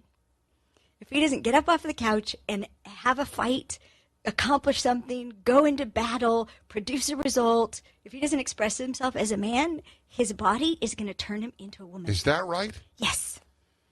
Wow. Yes. Which is so why men's efforts to conquer the world through work and so on are actually testosterone enhancers. They're testosterone or at least estrogen inhibitors. They're spenders. Yeah, the way to think about it, and God bless John Gray, Men and from Mars. Right. John Gray, we've gotten to have these amazing conversations. Right. I'm so excited about it. Yeah, so testosterone goes, and this is relevant to this conversation because estrogen does the same thing, where there's a building phase and a spending phase. So a man sitting on a couch is building testosterone. Having sex or producing a result, a challenge, an accomplishment, that's spending testosterone. And he needs to be in a cycle of that, a consistent cycle of build, spend, build, spend, build, spend. This is why it's deadly for a woman to see a man sitting on a couch and think, oh, this is a great time to talk to him. And I'll get him to just listen. And he's like, trapped, right? And so she goes and she's captive audience, and she starts to talk, and he wants to solve the problem, and she says, no, just listen.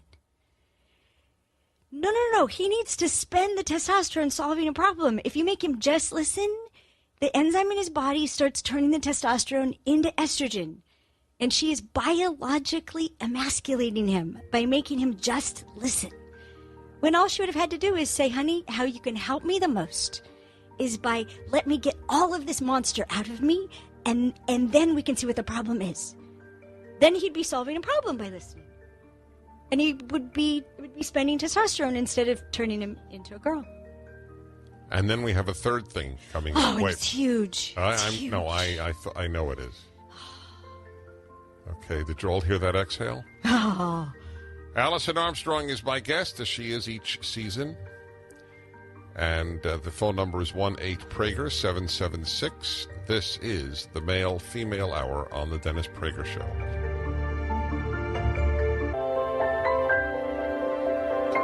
This is the Male-Female Hour on the Dennis Prager Show. Each season, I have Alison Armstrong, who conducts her own seminars.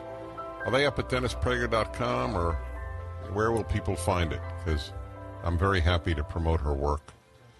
She helps a lot of people. It's at the blog area, which is in the middle of the page. What is it? Understand men and be a better person, because if you listen to Allison, you'll be verywise.com. Did I get that right? That's great. What is it? Understanding men? Understandmen.com. There you go. That's easy.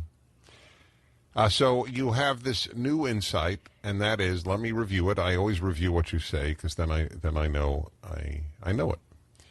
So we speak about protect, provide, or provide, protect, and procreate as the great three animators of men. Is that? And women as well. And actually. women. It's Okay. basic instinct. Dogs, cats, everybody. Very good. Okay. Protect, provide, and procreate. A tree has those same instincts. But you want people to understand that the male instinct before provide is to protect. Yes. Good. Okay. Go on. Okay. So I was working with some men in our Heroes Challenge, and the issue of procreate came up. So where does procreate fit in to protect then provide? And I was scratching my head about it, and I ended up talking to Greg the next day, my husband, and I like, honey, is it protect then procreate then provide? Is it protect then provide then procreate? Is it protect then provide and what's the order? And he looked at me with such sympathy. It was the cutest look on his face. He goes, keep going. and then I'm like, oh no. And he goes, yes. Like, it's procreate, then protect, then provide. And he's like, yeah, always. Procreate is always first. And then he said something that another man repeated the exact same words halfway across the country. He said, because otherwise there's nothing to protect and provide for. And my mind was just shattered, and it's led me to all these other connections that have eluded me for 21 years. And one of them is why it's so terrifying for a woman to even see her man's head be turned by another woman. It's just terrifying when your head is turned. It's terrifying to us. And why do daughters go through such a crisis when their divorced father gets his first girlfriend?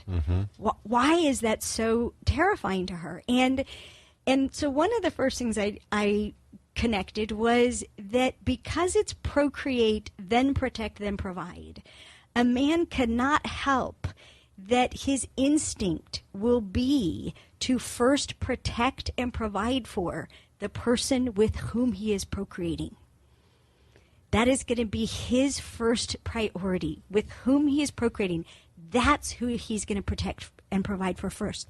And women know this instinctively, which is why we're so afraid of our men having intercourse with another woman. But even though we have that instinctive fear, we don't respond to it intelligently. We respond to it by berating a man for it, right? And condemning a man for it and having all these fits of jealousy instead of, well, if procreate is first, why not start the day that way?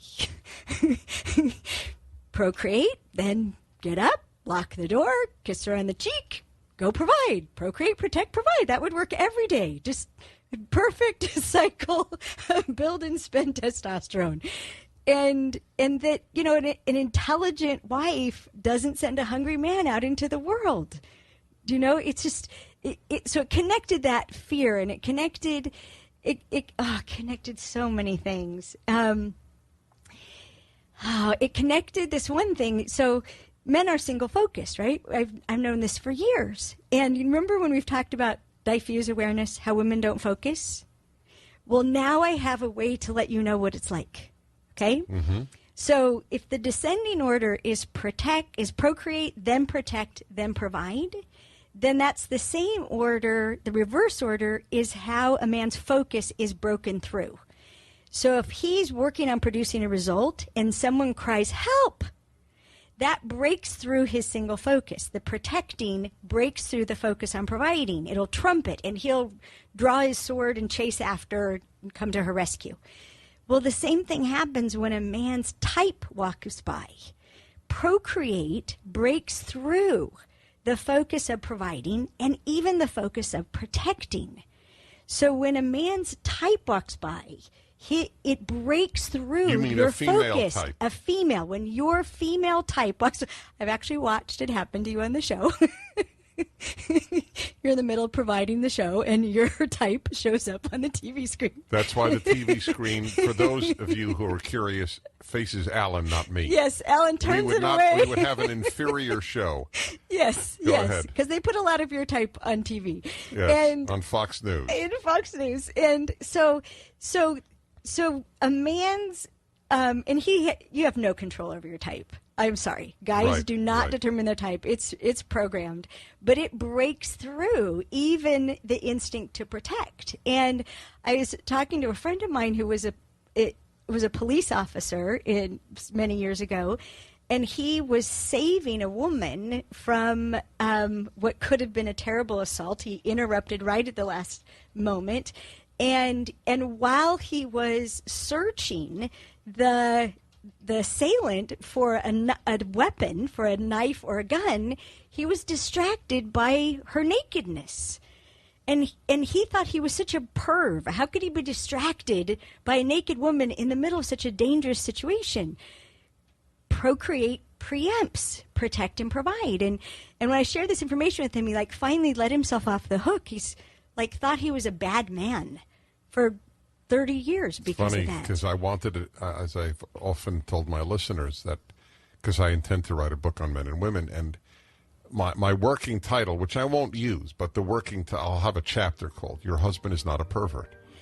He's not. Right. He's not. Exactly. And but men are made very self-conscious on this matter. Anyway, I don't want to distract. This is very powerful. It's why all I said the entire segment was which is not common for me. So procreate, protect, provide. How do you folks react, and does that help you understand men? And tell me how that relates to women when we come back. 1-8-PRAGER-776 877-243-7776 877-243-7776.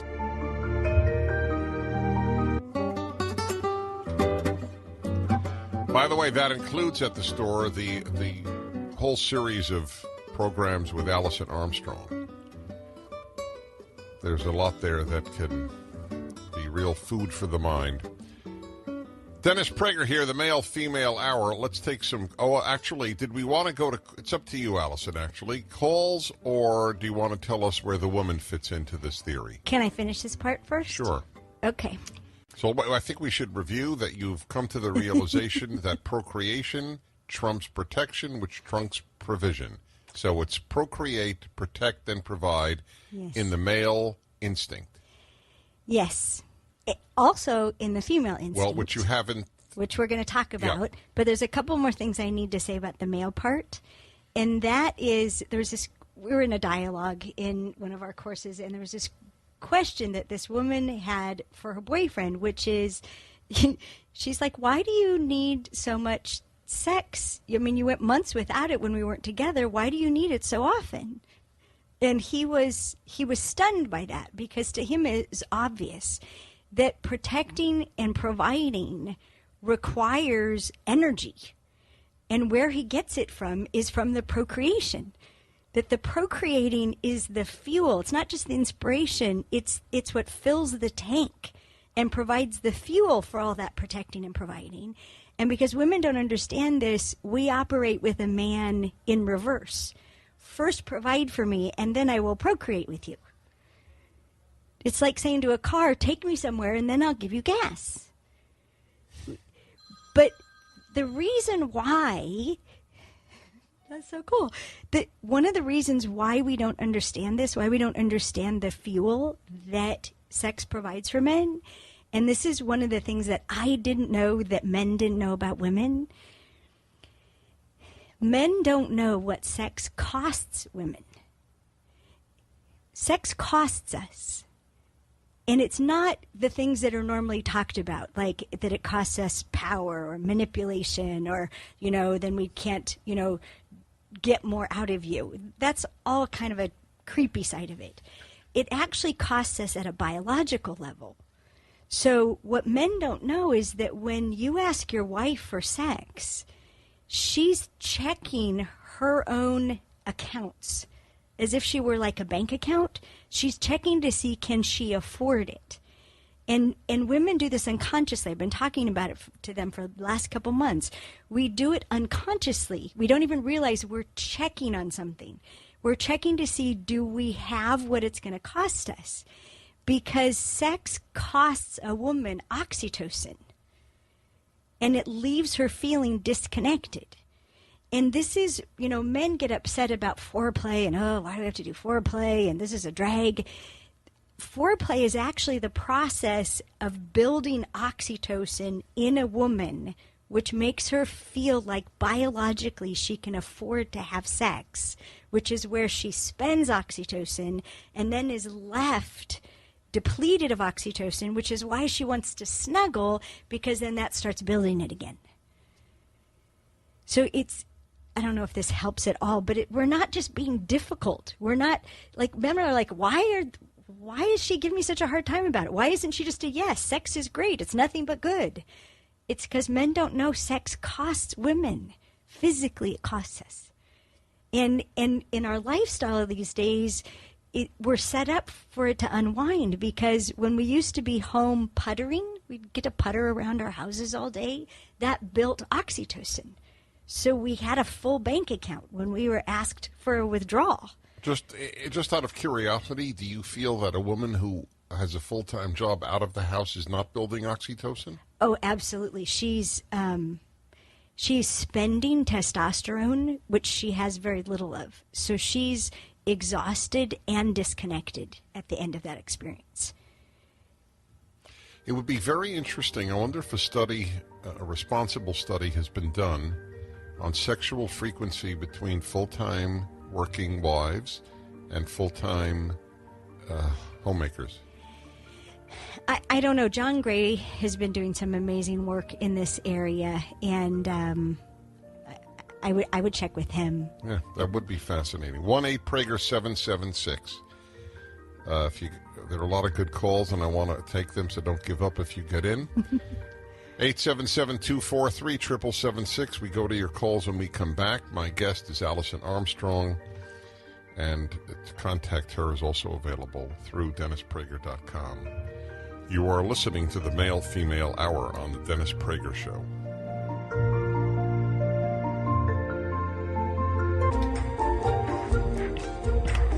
By the way, we have an Alison Armstrong course up at Prager University. That's so fun. The only animated one that we have, very beautifully done by Allison and Alan. You did such a good job on it, Alan. It just makes me giggle. All right, Alan has already been praised. He has sufficiently? Yeah, for this year. Well, he hasn't said quota. enough. There's a quota. He hasn't cut me off. I am. We don't want to give him a swelled head. It's a danger that we really there's a line we work on. There's a line in my book I'm working on now where this man is telling his wife about, when she emasculated him and how it had him checking out this other filly who was all batting her eyes at him and telling him how great he was, and she's like, what? She's like, she's a redhead. Redheads aren't your type. And he's like, hey, admiration is every man's type. Boy, is that a great story and a truism. Let's go to as many calls as possible.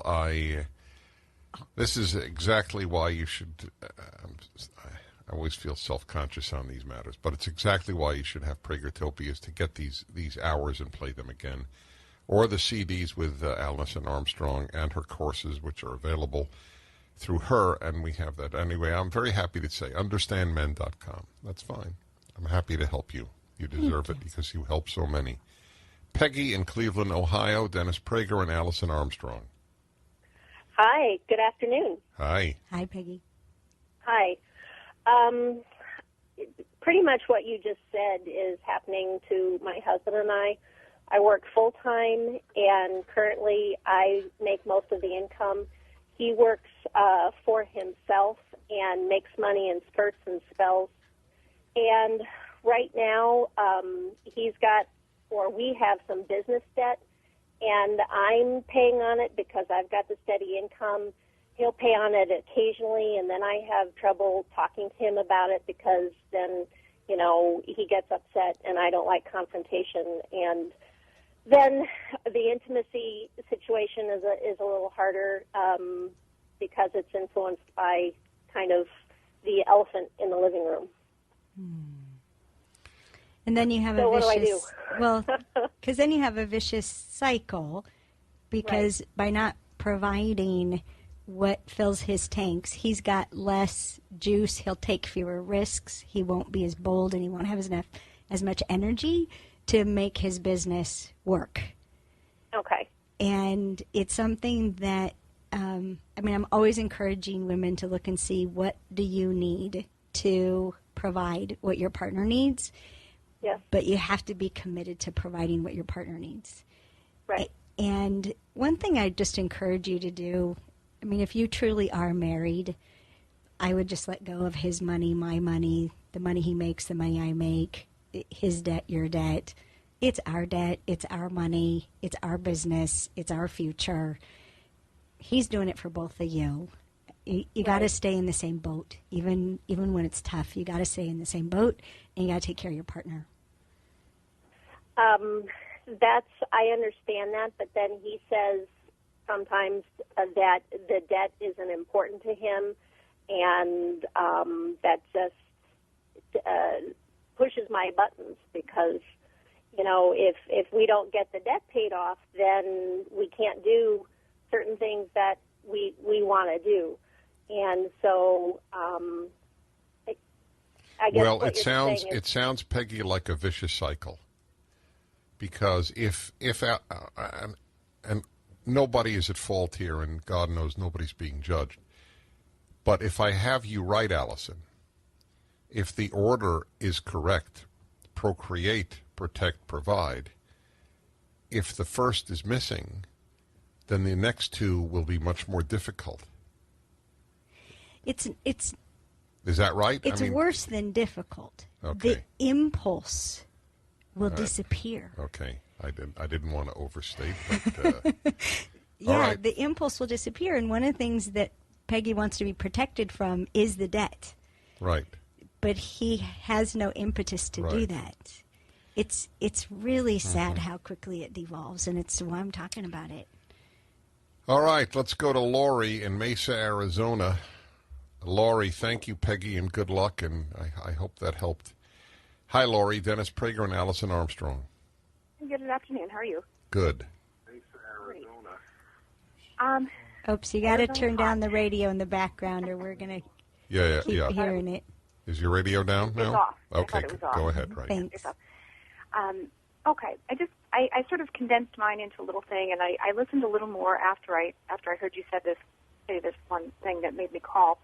So I'm going to just say it in a condensed way, and then I'll let you. I just sort of have it all together. You said that a woman never sends a man out into the world hungry or something to that effect, and I was listening to that, and I don't recommend it. That just got my button, because that implies that the excuse of boys will be boys is sort of perfectly okay, and it ignores the fact that men are to be held accountable for their actions as well, and it blames the woman as if it's her responsibility to keep him happy all the time. The second part of that, and I actually sort of resent that idea, not you, just the idea. Societies needs to sort of realize that the man's physical needs are not the end-all and be-all of everything. They're not the end-all and be-all of my life, so I don't expect that I should be blamed for not satisfying the man, so he's suddenly, excused for checking out other women and doing whatever he's going to do. And I guess my overall is that kind of thinking sort of sort of denies his responsibility, and he is still expected by our society to control himself. And in my opinion, a real man is willing and able to control himself and act responsibly. Is there a I think point? we should talk about that when we get back. But just let me ask you, Lori, in the few seconds before the break. Well, we really have very few seconds. But is there any amount of deprivation of sex wherein you would think the woman was at all responsible? Back in a moment.